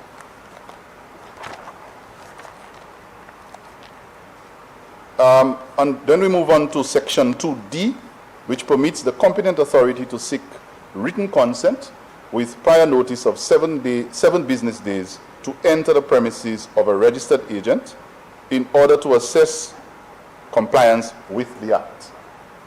Section 2D, Mr. President, also allows an authorized officer to obtain a warrant from a magistrate if written consent is not granted. Now, there are some other amendments that I will briefly just run through, Mr. President. We refer to Section 5A as amended. We are proposing that we delete the words competent authority and replace with the word minister. That's under Section 5A. Under Section 67, it is also amended, and in doing so, we will be deleting the words competent authority and replacing with the word minister. Now, these changes, Mr. President, are needed or necessary to allow St. Lucia to continue to meet international tax standards, like I mentioned earlier, especially as they relate to the BEPS projects. And St. Lucia, of course, being one of the countries in the Eastern Caribbean who prides itself on being a member of the OECD and inclusive of the frameworks and base erosion profit sharing, and also having a large compliant rating with the OECD. And we want to preserve that for exchanging of information. So as such, we intend to preserve this good reputation, albeit with due care and consideration for enhancing the business climate within which the sector operates, and ensuring that potential investors are provided with certainty and that necessary support and regulatory systems are in place for a vibrant financial services sector. So, Mr. President, based on these reasons that I have just briefed on, I wish to present this bill to this Honorable Senate for its consideration.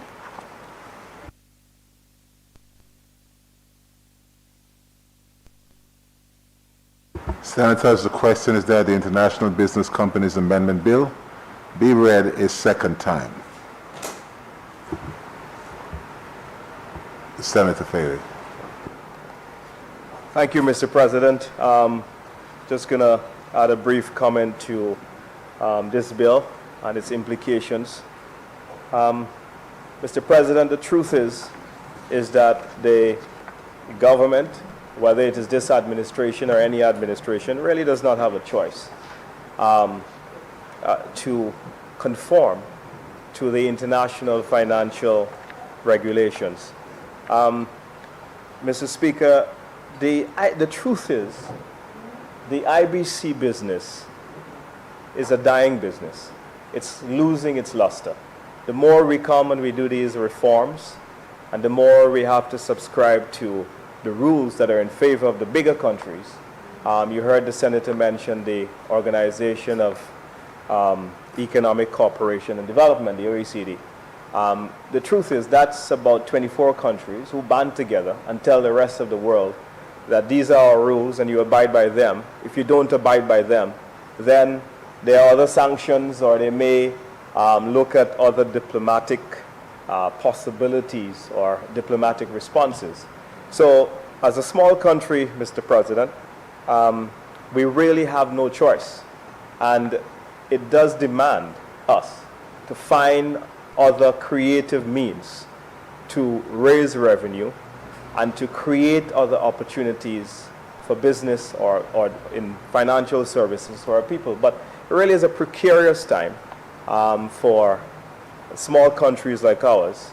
And we're seeing, if you talk to accountants and lawyers, you're just seeing a fall off of the IBC business in CARICOM.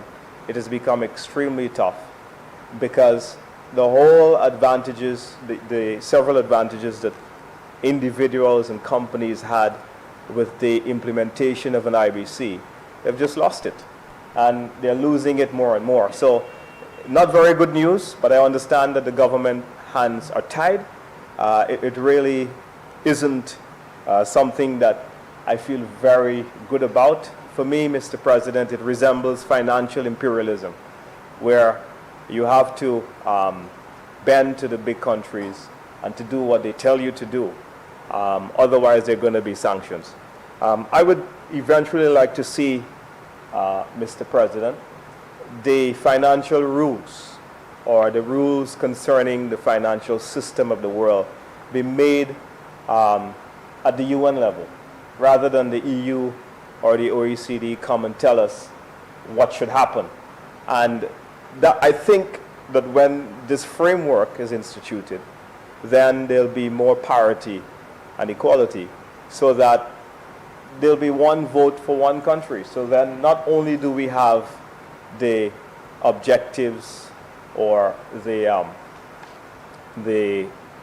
wishes and fancies of the larger or developed countries, but we will also have, shaping the financial laws of the world, the aspirations of smaller countries, and their interests will be represented in a better way.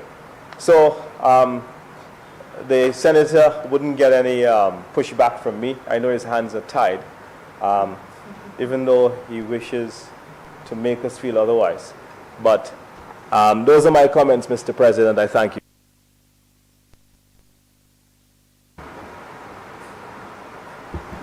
Senator Lee. Mr. President, just permit me to make some very brief remarks following on from what the leader of opposition business has said. Regretfully, yes, I don't think we have much choice with regard to this piece of legislation. And yes, he is also correct that the IBC business in St. Lucia is facing some serious headwinds and having a lot of problems. But that being said, oftentimes when you have adversity, there's opportunity. And there are jurisdictions who are managing not only to maintain their IBCs, but to grow their business. The BVI, for example, has done very well still in the last few years in terms of growing their IBC business. I believe as well Bermuda has done very well, particularly in the insurance sector. And perhaps they show the way that we need to go, which is perhaps looking at very specialized services.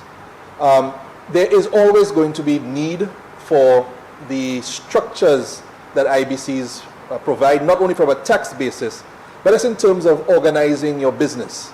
And a lot of multinationals want to have jurisdictions that are business friendly, that are easy to operate in, where they can house their business. And so I think, yes, we are suffering adverse adverse actions on the part of the OECD, which are severely affecting our IBCs as we had it structured currently.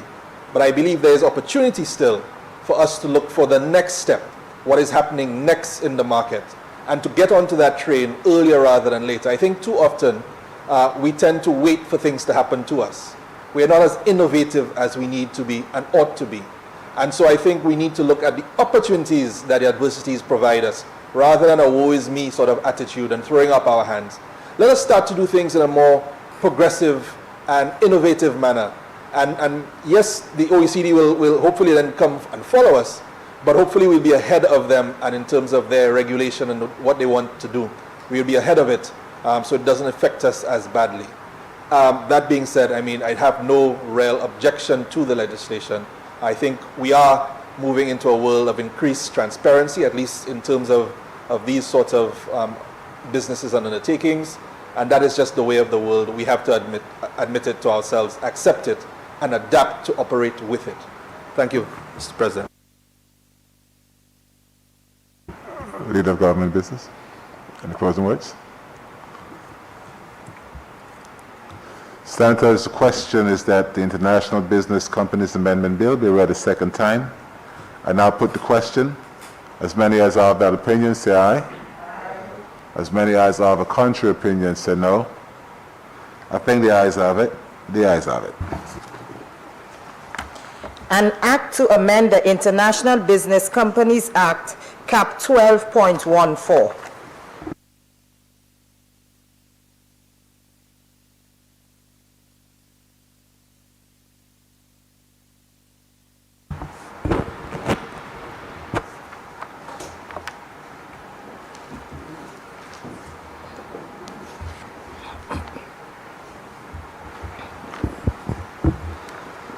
Clause 2.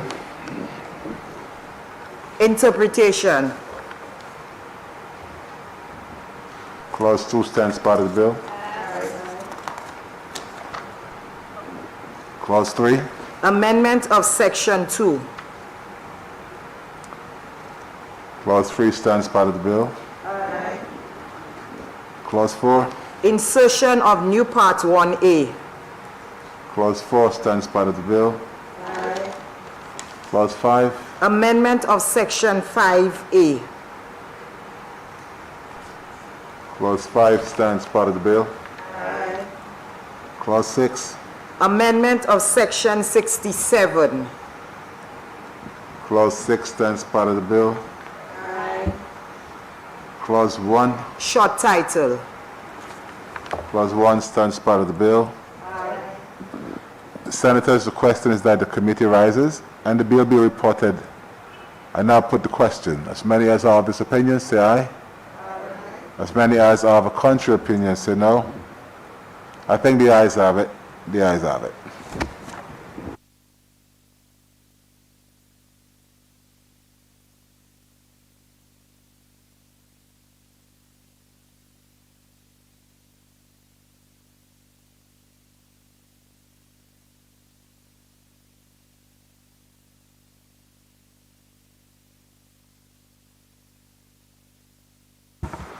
Senators, I beg to report that the International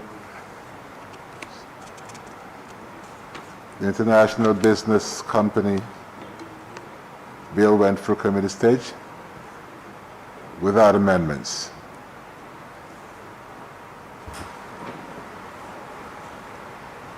Leader of Government Business. Mr. President, I beg that the report of the committee be adopted and that this bill be read a third time and passed. Senators, the question is that the report of the committee be adopted and that the International Business Companies Amendment Bill be read a third time and passed. I now put the question. As many as are of this opinion, say aye. Aye. As many as are of a contrary opinion, say no. I think the ayes have it. The ayes have it. Be it enacted by the Queen's Most Excellent Majesty, by and with the advice and consent of the House of Assembly and the Senate of St. Lucia, and by the authority of the same as follows. This act may be cited as the International Business Companies Amendment Act 2022. Leader of Government Business. Mr. President, I beg to present for first reading a bill shortly entitled Insurance Amendment. Insurance Amendment. Leader of Government Business.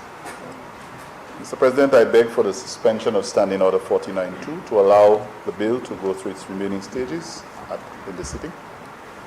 Senators, the question is that Standing Order number 49-2 be suspended in order to allow the Honorable Leader of Government Business to proceed with the remaining stages of the bill at this sitting. I now put the question. As many as are of this opinion, say aye. As many as are of a contrary opinion, say no. I think the ayes have it. The ayes have it. Honorable Leader of Government Business, leave is granted. You may proceed. Thank you, Mr. President. Mr. President, I beg to present for second reading a bill shortly entitled Insurance Amendment. Mr. President, this bill for consideration by this Honorable Senate is the Insurance Amendment Bill. And the purpose of this bill is to amend the Insurance Cap 1208 to grant the Registrar of Insurance or the Financial Services Regulatory Authority, the FSRA, and I will refer to it as the FSRA from here onwards, the power to grant the extension of the time specified in Section 26(1) and as well in Section 57 of the Act for the submission of the documents set out in the aforementioned sections. Mr. President, the documents mentioned in Section 21 of the Act, they include a balance sheet showing the financial position of all insurance businesses of an insurance company at the close of that year, a profit and loss account in respect of all insurance business revenue accounts. As for Section 57, Mr. President, with respect to Section 57, which stipulates the submission of documents by an association of underwriters, these documents include a certified copy of such returns relating to insurance businesses of its members during the preceding year, an audited statement of its accounts for that year, and such returns relating to the insurance business carried on by each of the members of the association. The sections stipulate that insurance companies under the Association of Underwriters must submit the requisite documents within 4 months of the end of each financial year or within such extended period not exceeding 2 months as the Registrar of Insurance may allow. Now, due to the COVID situation, Mr. President, most insurance companies have requested the 2-month extension for the submission of these documents. However, notwithstanding the granting of the 2-month extensions by the FSRA,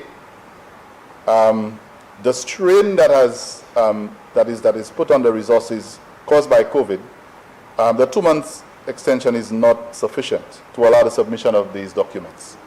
And so it should be noted that under Section 26(9), the Act imposes a penalty of $200 for every day that the account or financial statements or other documents remain pending.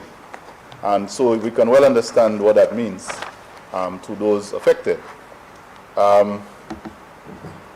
Now, as such, the outstanding strain on the audit or the audit of resources caused by the pandemic, the RSFA is mandated to impose the penalties which in light of the current extraordinary economic circumstances is deemed to be onerous. And I think we can well appreciate that as being reasonable to assume. And of course, as such, would be unfair. Amendments to Section 26(1) and Section 57. Mr. President, based on the foregoing, the Registrar of Insurance of the FSRA is proposing an amendment of Section 21 and Section 57 to allow for an extension of time beyond the 2 months that was stipulated there in the Act, so that the penalty, therefore, will not be imposed. It is also being proposed in the bill that Section 26(1) of the Act be amended by deleting the words "or within which extended period not exceeding 2 months as the registrar may allow."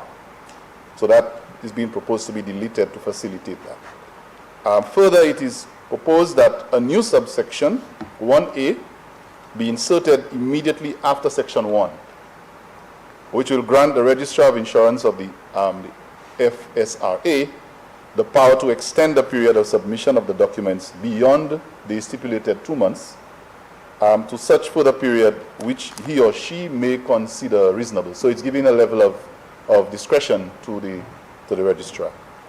Mr. President, it should be noted that the extension beyond 2 months is restricted to circumstances where there is a state of emergency by proclamation of the Governor General under Section 17 of the Constitution, or a declaration of a disaster by the requisite minister under Section 18 of the Disaster Management Act, Cap 1406. So there are conditions clearly stipulated. And as such, the proposed amendment under Section 57 is similar to the amendment being proposed in Section 26(1). So, Mr. President, these amendments seek to improve the regulatory framework for the Financial Services Regulatory Authority, the FSRA, to execute its mandate of supervising and regulating international financial services, the international and financial services sector, and the non-bank financial institution sector in St. Lucia. So quite a few situations have been explained and the circumstances under which these amendments have been considered. And so for these reasons, I propose these amendments for the approval of this Honorable Senate. Senators, the question is that the Insurance Amendment Bill be read a second time.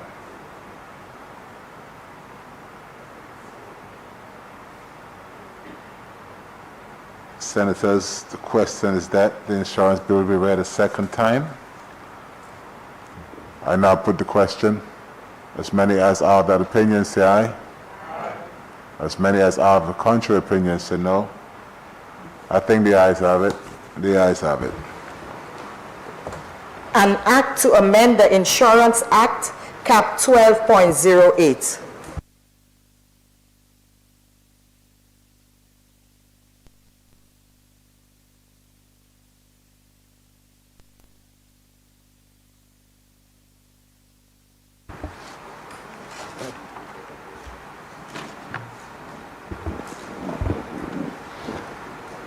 Clause 2. Interpretation. Clause 2 stands part of the bill. Aye. Clause 3. Amendment of Section 26. Clause 3 stands part of the bill. Aye. Clause 4. Amendment of Section 57. Clause 4 stands part of the bill. Aye. Clause 5. Insertion of new Section 57A. Clause 5 stands part of the bill. Aye. Clause 1. Short title. Clause 1 stands part of the bill. Aye. Senators, the question is that the committee rises and the bill be reported. I now put the question. As many as are of this opinion, say aye. Aye. As many as are of a contrary opinion, say no. I think the ayes have it. The ayes have it.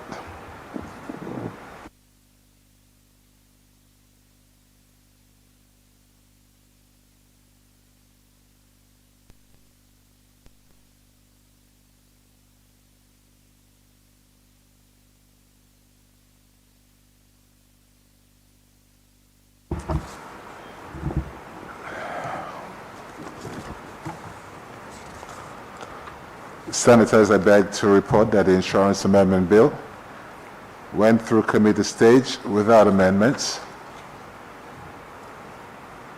Leader of Government Business. Mr. President, I move that the report of the committee be adopted and that the bill be read a third time and passed.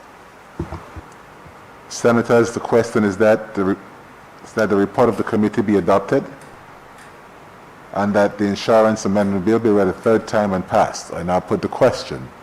As many as are of this opinion, say aye. Aye. As many as are of a contrary opinion, say no. I think the ayes have it. The ayes have it. Be it enacted by the Queen's Most Excellent Majesty, by and with the advice and consent of the House of Assembly and the Senate of St. Lucia, and by the authority of the same as follows. This Act may be cited as the Insurance Amendment Act 2022. Leader of Government Business. Mr. President, I beg to present for first reading a bill shortly entitled Financial Services Regulatory Authority Amendment.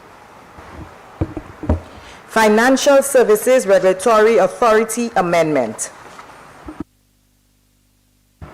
Leader of Government Business. Mr. President, I beg for the suspension of Section 49.2 to allow the bill to go through its remaining stages at the sitting.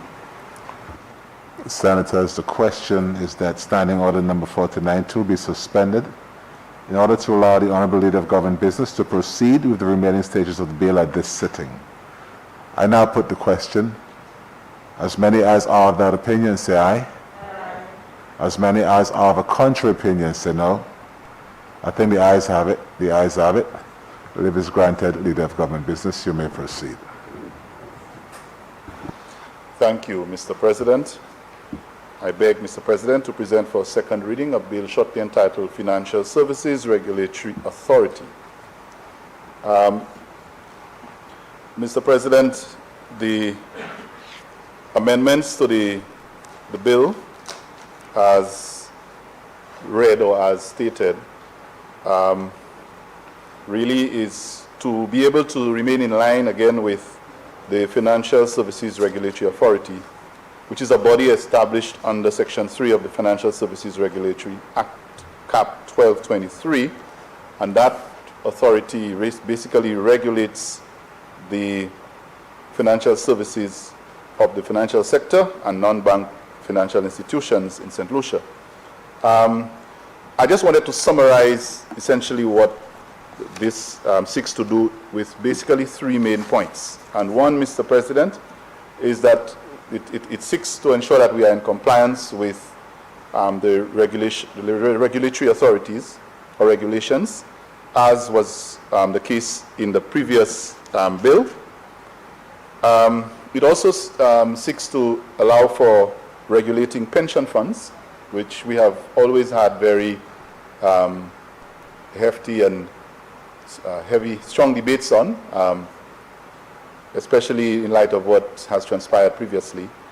And thirdly, in the event that a company is in danger of jeopardizing the investments of its shareholders, especially in the private sector, that the FSRA can designate a liquidator to deal with that.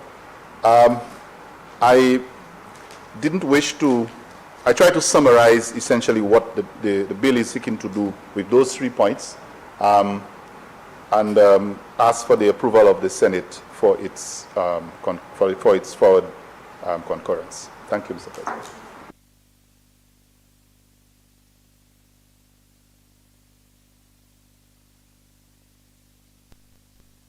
Senators, the question is that the Financial Services Regulatory Authority Amendment Bill be read a second time.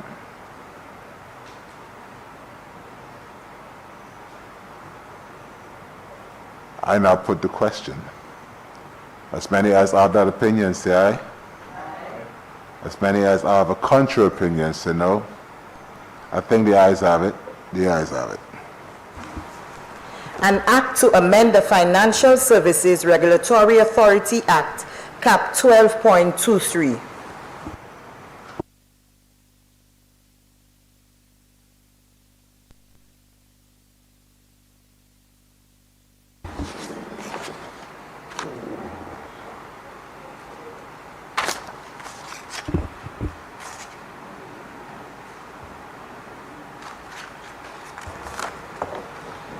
Clause 2.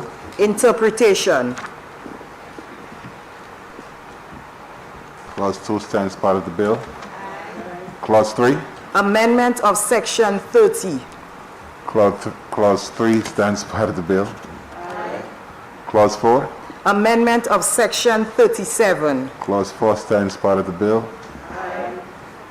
Clause 5. Amendment of Section 38. Clause 5 stands part of the bill. Clause 1. Short title. Clause 1 stands part of the bill.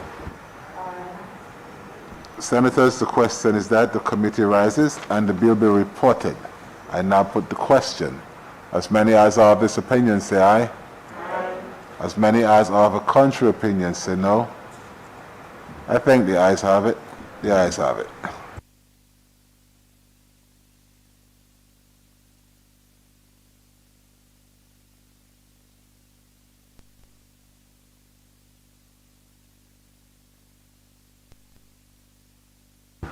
Senators, I beg to report that the Financial Services Regulatory Authority Amendment Bill went through committee stage without amendments. Leader of Government Business. Mr. President, I beg that the report of the committee be adopted and that the bill be read a third time and passed. Senators, the question is that the report of the committee be adopted and that the Financial Services Regulatory Authority Amendment Bill be read a third time and passed. I now put the question. As many as are of this opinion say aye. Aye. As many as are of a contrary opinion say no. I think the ayes have it. The ayes have it. Leader of Government Business. Be it enacted by the Queen's Most Excellent Majesty, by and with the advice and consent of the House of Assembly and the Senate of St. Lucia, and by the authority of the same as follows. This act may be cited as the Financial Services Regulatory Authority Amendment Act 2022. Leader of Government Business. Mr. President, I beg to move for the suspension. Sorry. I beg, I'm going ahead of my time. I beg to move for the first reading of a bill shortly entitled Land and House Tax Amendment. Land and House Tax Amendment.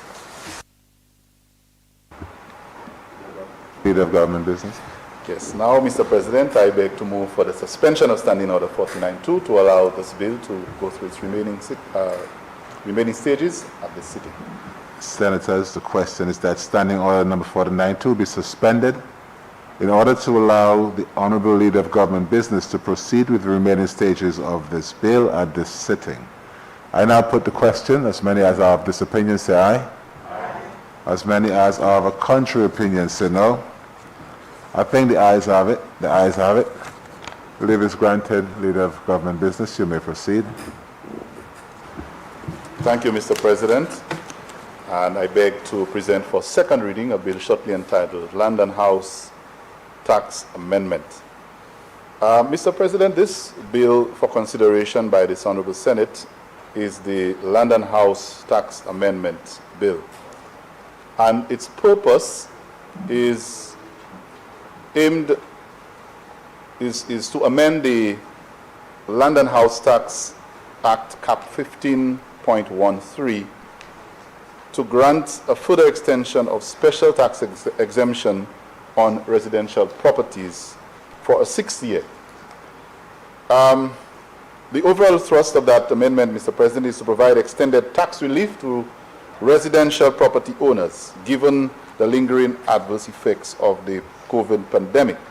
Now, I think, Mr. President, we'll all appreciate that, as was stated in my remarks, that this is an extension that will go into 6 years. And we acknowledge that the previous government had done the same for 3 years. So there is need for us to consider this, extending this for very obvious reasons. And I think that, quite contrary to what some may think, there are things that previous governments do that we believe should be continued. They are beneficial to the country. There's nothing wrong with it. It is showing that the relief to residential property owners is required, and so this government will not stop or will not terminate, but we will continue for another 3 years, and upon which time, if the situation is assessed and we believe there are other things that need to be done, we will do so. Mr. President, this is again consistent with one of our manifesto promises, which aims at eliminating property taxes on residential properties eventually.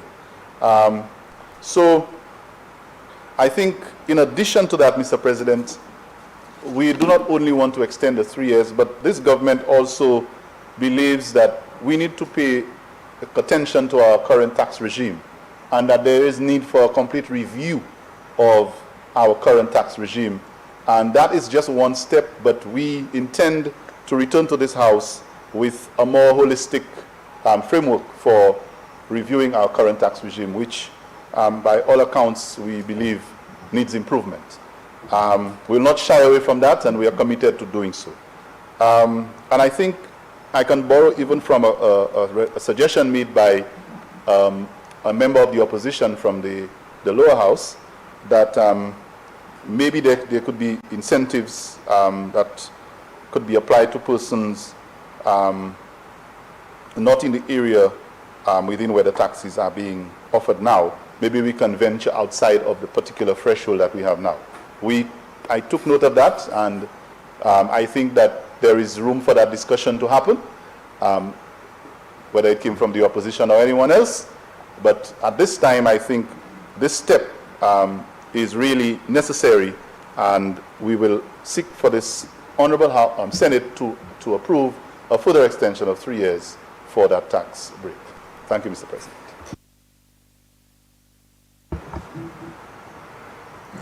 Senators, the question is that the London House Tax Amendment Bill be read a second time. Senator Fady.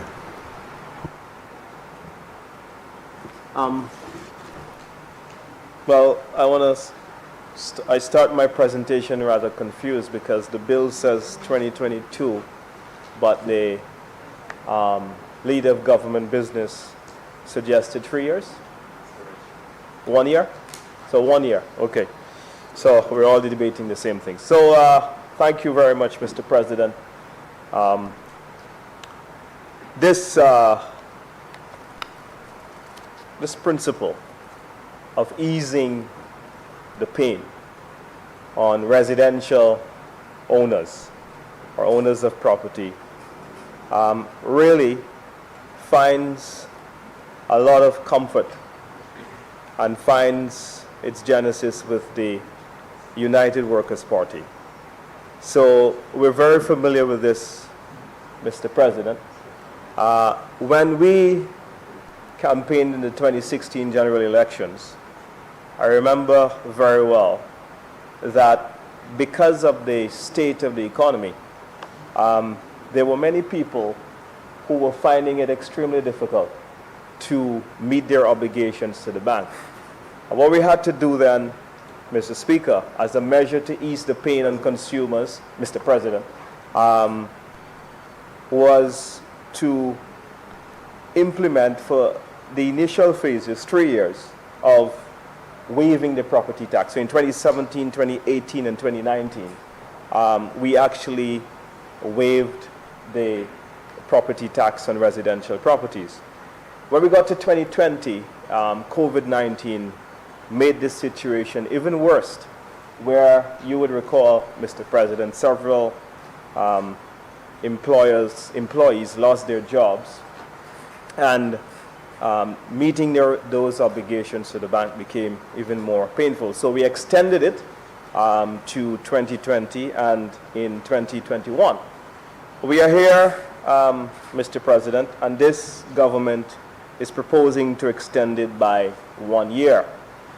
But this follows a promise from them during the campaign that they would have gotten rid of property taxes altogether. What I really would have liked to have heard, and perhaps in the rebuttal, the leader of government business can explain to the public what is taking so long, because in the same effort to come to make this amendment to extend it for 1 year, with the same strike of a pen, you could have written a law and we would have supported you, and to give the promise removal of property tax altogether. So I think that I would look forward to an explanation from the leader of government business or any other member on the government side that wishes to tell us what's taking them so long to bring about the exemption, well, the do away with of property tax altogether. The other question I have, and the other thing that springs to mind, I noticed that this only applies to residential property. And Mr. President, I think that on this side we would support any measure that went to address property taxes for perhaps in the initial stages, commercial properties, especially those that are owned by medium-sized and small businesses, so SMEs, to ease the pain. Because, Mr. President, times are hard.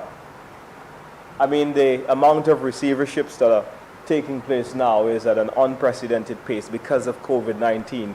And these small and medium-sized businesses may not necessarily have the wherewithal to be able to cushion the economic difficulties of a very challenging business environment, increasingly so because of COVID-19. A lot of these businesses, while there's some level of recovery, that recovery is extremely painful still as we grapple with the challenges of COVID-19. So I really would have liked to have seen in this proposal an amendment to allow medium and small businesses at the commercial level to also benefit from this extension. I do understand that things are tight. We were there before, and we kept saying that government has lost a lot of revenue. And so, therefore, the basis for, ensuring that we collect as much revenues as possible or have a balanced approach to exemptions for various sectors of the society where there might be vulnerability, and to ensure that it is done in a sustained way, we were saying that, listen, we lost $300 million in 2020 because of the economic impact of COVID-19. I also would like to say that the government also made a lot of other promises that are very straightforward, which I look forward to coming to the House. Those include tax refunds below $5,000. That was supposed to have been done within 100 days. The excise tax for the fishermen, because they said that this was a road tax, and they explained then that the fishermen don't travel on the road. There's no road on the sea, the opposition argued then. The now government argued while in opposition. Income tax threshold, I've asked for this before when we did the income tax amendment of $4,000 per year, which was promised to individuals as well. And I would like to see that come so that we can raise the threshold of the income tax. And I don't buy the excuse, because the government would have seen all the financial documents in the estimates and revenues, but they still went on promising the world as though there was a lot of revenue to come about. So basically, I am looking forward to this, to see. I look forward to seeing when these promises are going to come so that other sectors in the economy can benefit. The vendors are still crying on the media for the promised $1,500 in income support. Taxi drivers in this country are still asking, what about them? Reduced loads. There are several cancellations on cruise ships. So there are so many other vulnerable sectors. So my whole point is that while we welcome this relief on residential property, the government has to do more to ease the pain on other sectors of our society, which really do need a tax break soon and now. So there's really an urgency of now, because things are tough. You go to the supermarket, Mr. President, and we see the impact of global inflation. It is real. And in the last 6 to 7 months, this global inflation and the disruption of the supply chain because of COVID-19 and the cost that it is having on shipping that is being passed on ordinary consumers, this now has become extremely urgent for many sectors. And so therefore, it places a demand on the government to move with rapid speed to ensure that we can bring some relief to the people. Excuses is only going to continue to cause people to lose confidence in you and to lose confidence in the running of things. And so really, I submit this to the government side for consideration, and I thank you, Mr. President, for your indulgence.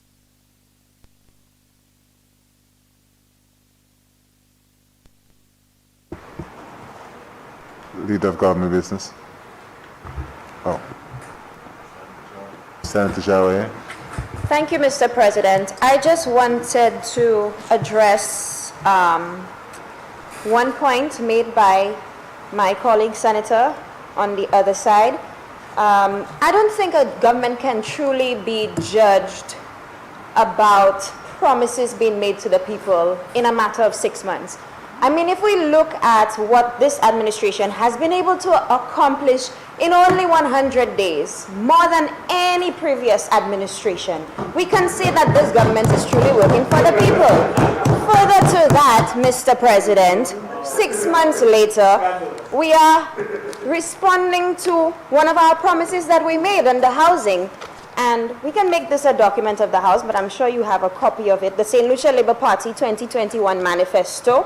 Under the housing section, number 12, incentivize a program of house repairs to help household owners maintain the quality of their homes and the general aesthetics of communities. And this is happening right now.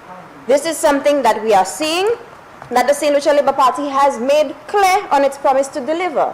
When the previous administration was in power, they had the opportunity to provide relief to persons who were impacted by Hurricane Elsa, and up to this day we are not certain or even sure as to what exactly happened and who truly benefited. So in only 6 months, Mr. President, we have been able to accomplish at least one of our promises under housing. Mr. President, I rise on a point of order. The member is misleading the House.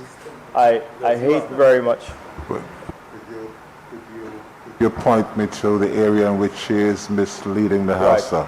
So, on the issue of Hurricane Elsa, to suggest that the current administration has done nothing is the past administration is incorrect. Because, Mr. President, we made $4 million available, let it be corrected in the record, for the Hurricane Elsa victims. Right. And so, when this administration came in, the money was already in the kitty because we made it available from the Economic Development Fund. That is a fact. That's right. Mr. President, I was simply asking because Hurricane Elsa happened a couple years ago and the United Workers' Party administration was put out of government just last year. So in terms of accountability or figures or some sort of report, we are yet to find out anything about that. But we are simply saying that if you are asking about what the government is doing or additional support where housing is concerned, I am telling you, we just accomplished one of our promises in only a matter of 6 months.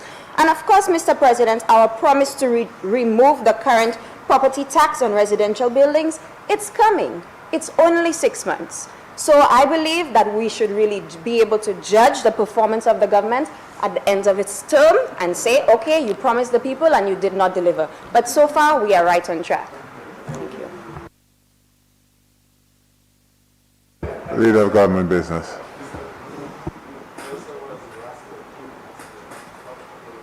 Thank you, Mr. President. I find it very interesting that that the Leader of Government Business so far in this sitting, the Leader of Government Business so far in this sitting has had very little to rebut because the opposition, particularly the leader of opposition business, has tried in vain to find something to latch on to. And his last effort was no better than his first, Mr. President. Mr. President, I heard the leader of opposition business refer to the government not delivering on promises made in the manifesto, and we should have done more. I think every government would like to do more. I can't argue that. I think everything we deliver, if we could have done more, we would. But, Mr. President, again, on the matter of trying to counsel on delivering, after 6 months, a government that has begun delivering on almost every manifesto promise, of course, we admit that we have not been able to deliver everything, and that is not possible. And in terms of relief, after 5 years in government, he was not able to deliver what was considered the elimination of VAT. Elimination of VAT. We have only been here for 6 months, and here is what we're saying, right?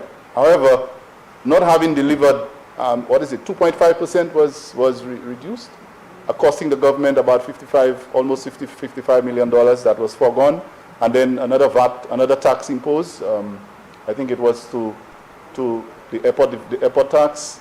I mean, Mr. President, 5 years you couldn't deliver on one promise.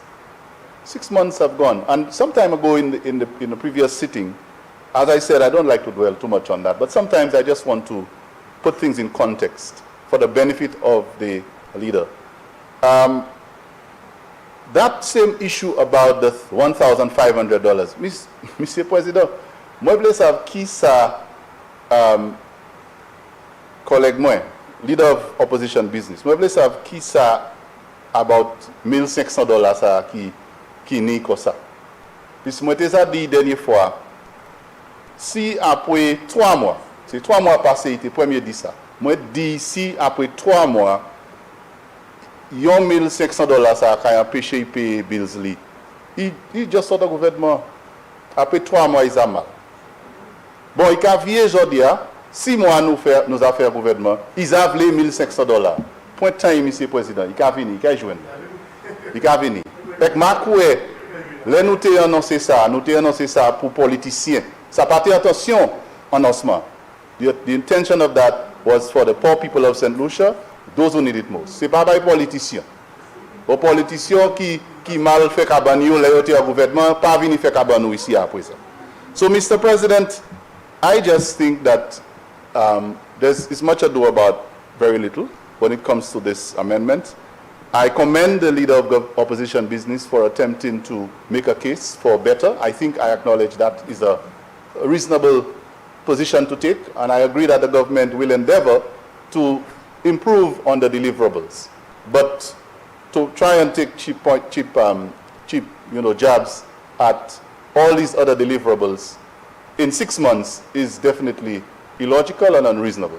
And so I assure the opposition that after our first budget is going to be rolled out very soon, and as we go along in the next 5 years, 4.5 years, we don't intend to go past 5 years, so I think we would be within the next 4 years, at most 4.5, that we will be delivering on every single manifesto promise that was made to the people of St. Lucia. So just be a little patient and things will come. Thank you, Mr. President.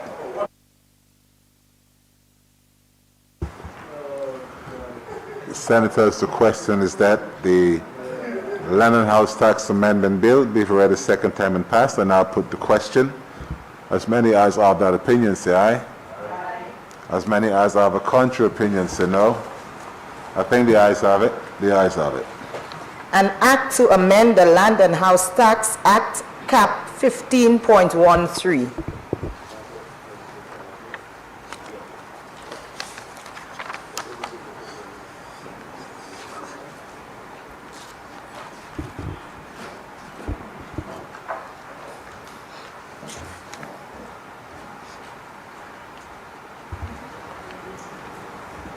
Clause 2. Amendment of Section 7. Clause 2 stands part of the bill. Clause 1. Short title. Clause 1 stands part of the bill.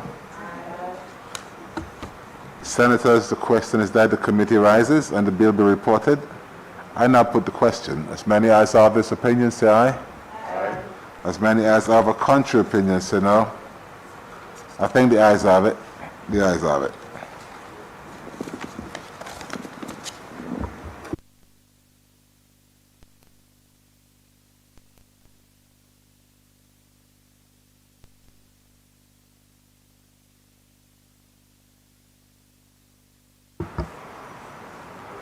Senators, I beg to report that the Land and House Tax Amendment Bill went through committee stage without amendments. Leader of Government Business. Thank you, Mr. President. I move that the report of the committee be adopted and that the bill be read a third time and passed.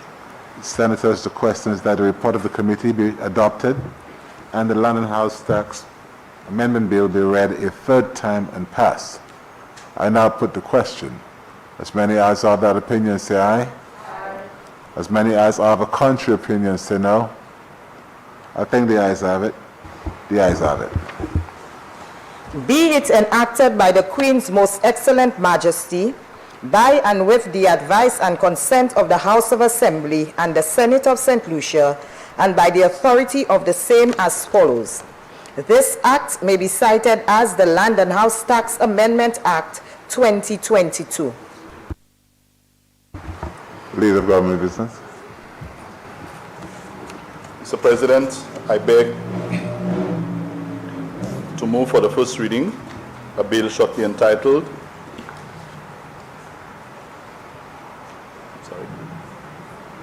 second reading. Second reading. A bill shortly entitled Distribution of Price and Price of Goods Amendment.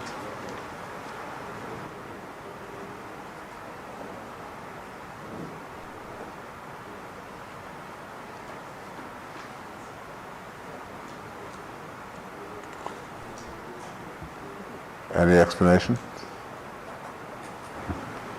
Thank you, Mr. President. I've been moving at a fairly brisk pace this morning, intense, so pardon me if I try to catch my breath taking a seat. Mr. President, this bill was presented in the lower house by the Minister of Commerce, so it's a very important time, and this bill I think is very timely, given some of the initiatives that the government seeks to make in small business and that sector. And the price of goods amendment came into being since in 1967. So that's a bit of history there. As a number 23 of 1967, with the purpose, which may be summarized as ensuring equitable distribution of supplies and for other matters incidental thereto and connected therewith. Now, you can appreciate the language, given the time the bill was first initiated.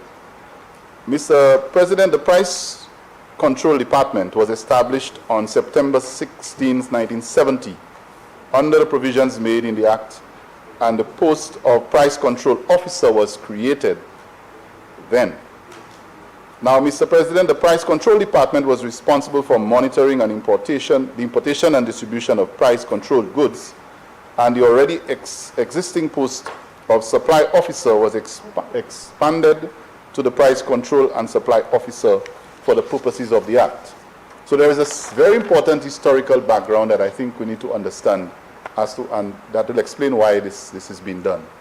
And now, Mr. President, at that time, the Customs and Excise Department was responsible for the importation of two commodities in bulk, namely rice and sugar. And these were being imported out of Trinidad and Guyana, respectively.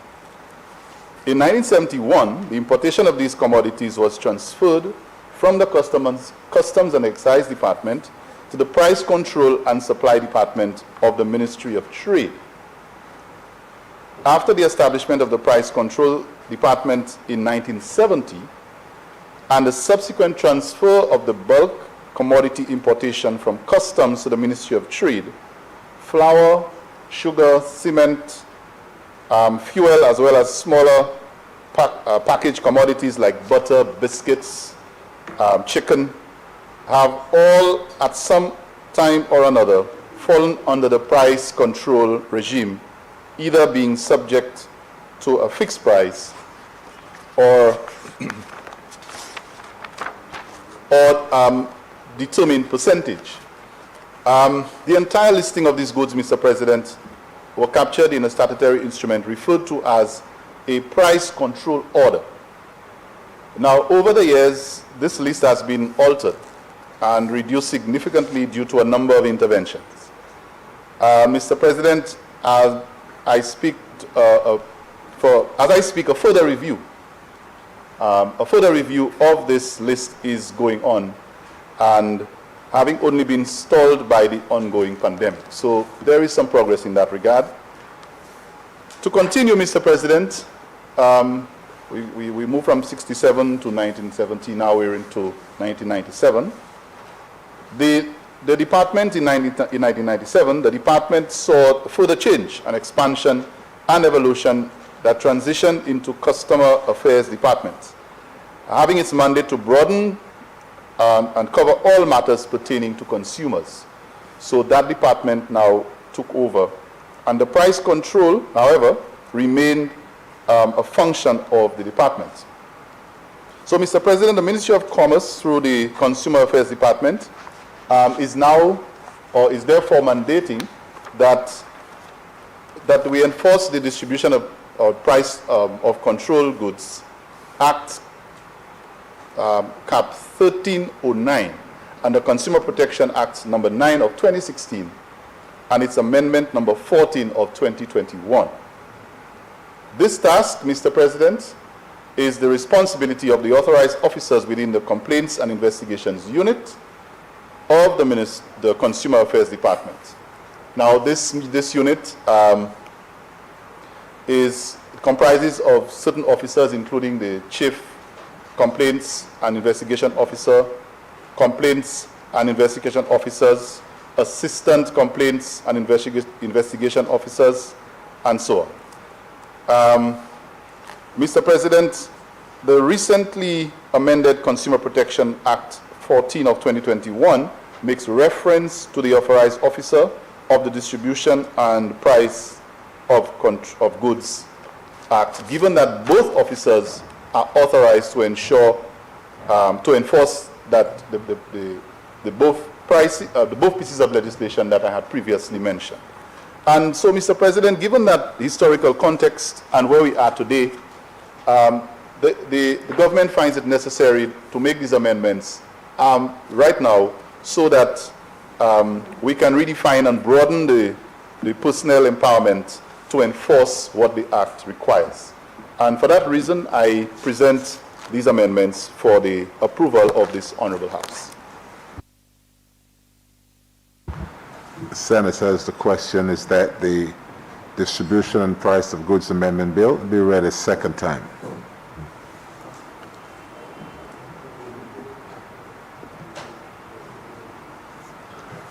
I now put the question. As many as are of that opinion say aye. As many as are of a contrary opinion say no. I think the ayes have it. The ayes have it. An act to amend the Distribution and Price of Goods Act, Cap 13.09.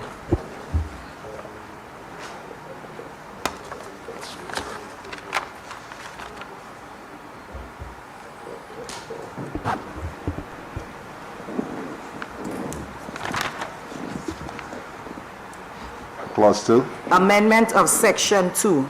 Clause 2 stands part of the bill. Clause 1. Short title. Clause 1 stands part of the bill. Senators, the question is that the committee rises and the bill be reported. I now put the question. As many as are that opinion say aye. As many as are of a contrary opinion, say no. I think the ayes have it. The ayes have it.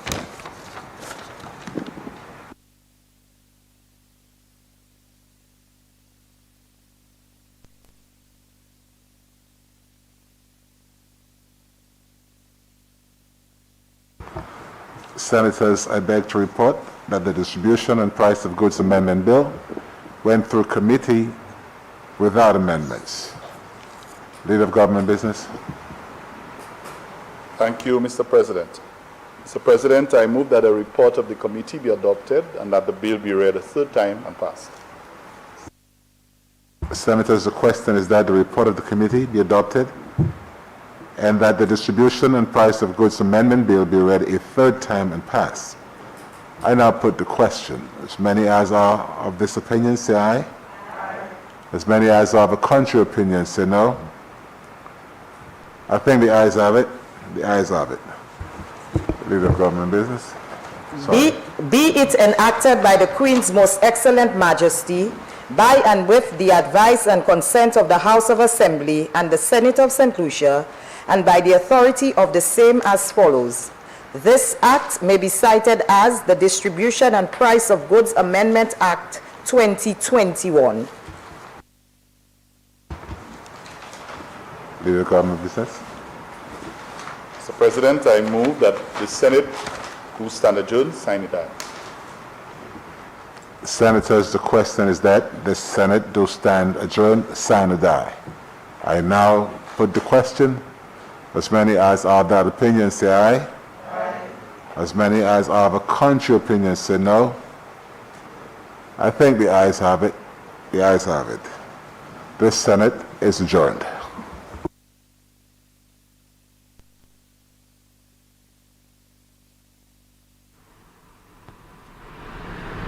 And we've come to the end of the session for the Senate today, Friday, 4th February 2022, the first sitting of the Senate for the year 2022, first sitting for the 12th of Parliament.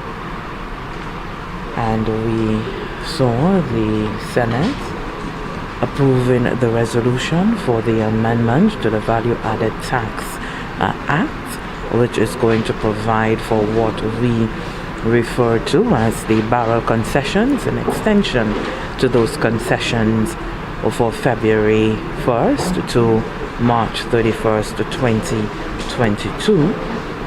Also, the Senate did pass the amendment for the land and house tax, an amendment to the Act, which is going to allow for homeowners, for residential property owners to be able to benefit from another tax break for the year 2022. The Senate also did pass the amendment bill to the Public Finance Management Act, and that of course allows in the main to give the Minister for Finance the sort of latitude and a little leeway to be able to present the revenue of estimates and expenditure and the appropriations bill, commonly referred to as the budget, not within the fixed structure at a time which the Public Finance Management Act prescribes for, but perhaps to bring more in alignment, as we heard the leader of the government business as well as the government senators indicate, more in alignment with the Constitution of St. Lucia. So that now allows for the Prime Minister, the Minister for Finance, to issue a fiscal policy statement no later than 3 months, as opposed to 1 month after the end of the first 6 months of each financial year. The financial year for St. Lucia opens on the 1st of April each year. The bill also allows for amendment to allow the Minister for Finance to lay the estimates of revenue and expenditure before the House of Assembly no later than 30 days after the commencement of each financial year. So 30 days after 1st of April, as opposed to no later than 30 days before the end of each financial year. Also, the amendment bill also allows for the Minister for Finance to be able to have supplementary budgets presented to the House of Assembly and to have no more than 4 supplementary budgets as opposed to 2 in a financial year. The bill also allows for the reallocation warrant, and which can be applied to expenditure within a ministry, a department or office, or from a ministry, department or office to another ministry or a department or an office. It further amends the act to allow an exception in the case of a disaster or emergency declared under Section 17 of the Constitution of St. Lucia for a reallocation to be made to transfer savings of salaries or other employee benefits to personal emolument or other employee benefits in another expenditure classification. It also allows for the Minister for Finance to be able to make reallocation warrants from capital expenditure to current expenditure for effective implementation of a project by the amendment of Section 43 of the Act. We also saw the insurance amendment bill being passed by the Senate, and this allows companies to be able to give them some extra time in the time of a disaster to be able to present the documents and so forth to the registrar. So the House and the Senate concluding there within just about a 3-hour period, being able to go through all of its bills and resolutions before it. On behalf of the entire staff of the Government Information Service, the National Television Network, I am Mr. Joseph saying thank you so much for tuning in, and see you next time.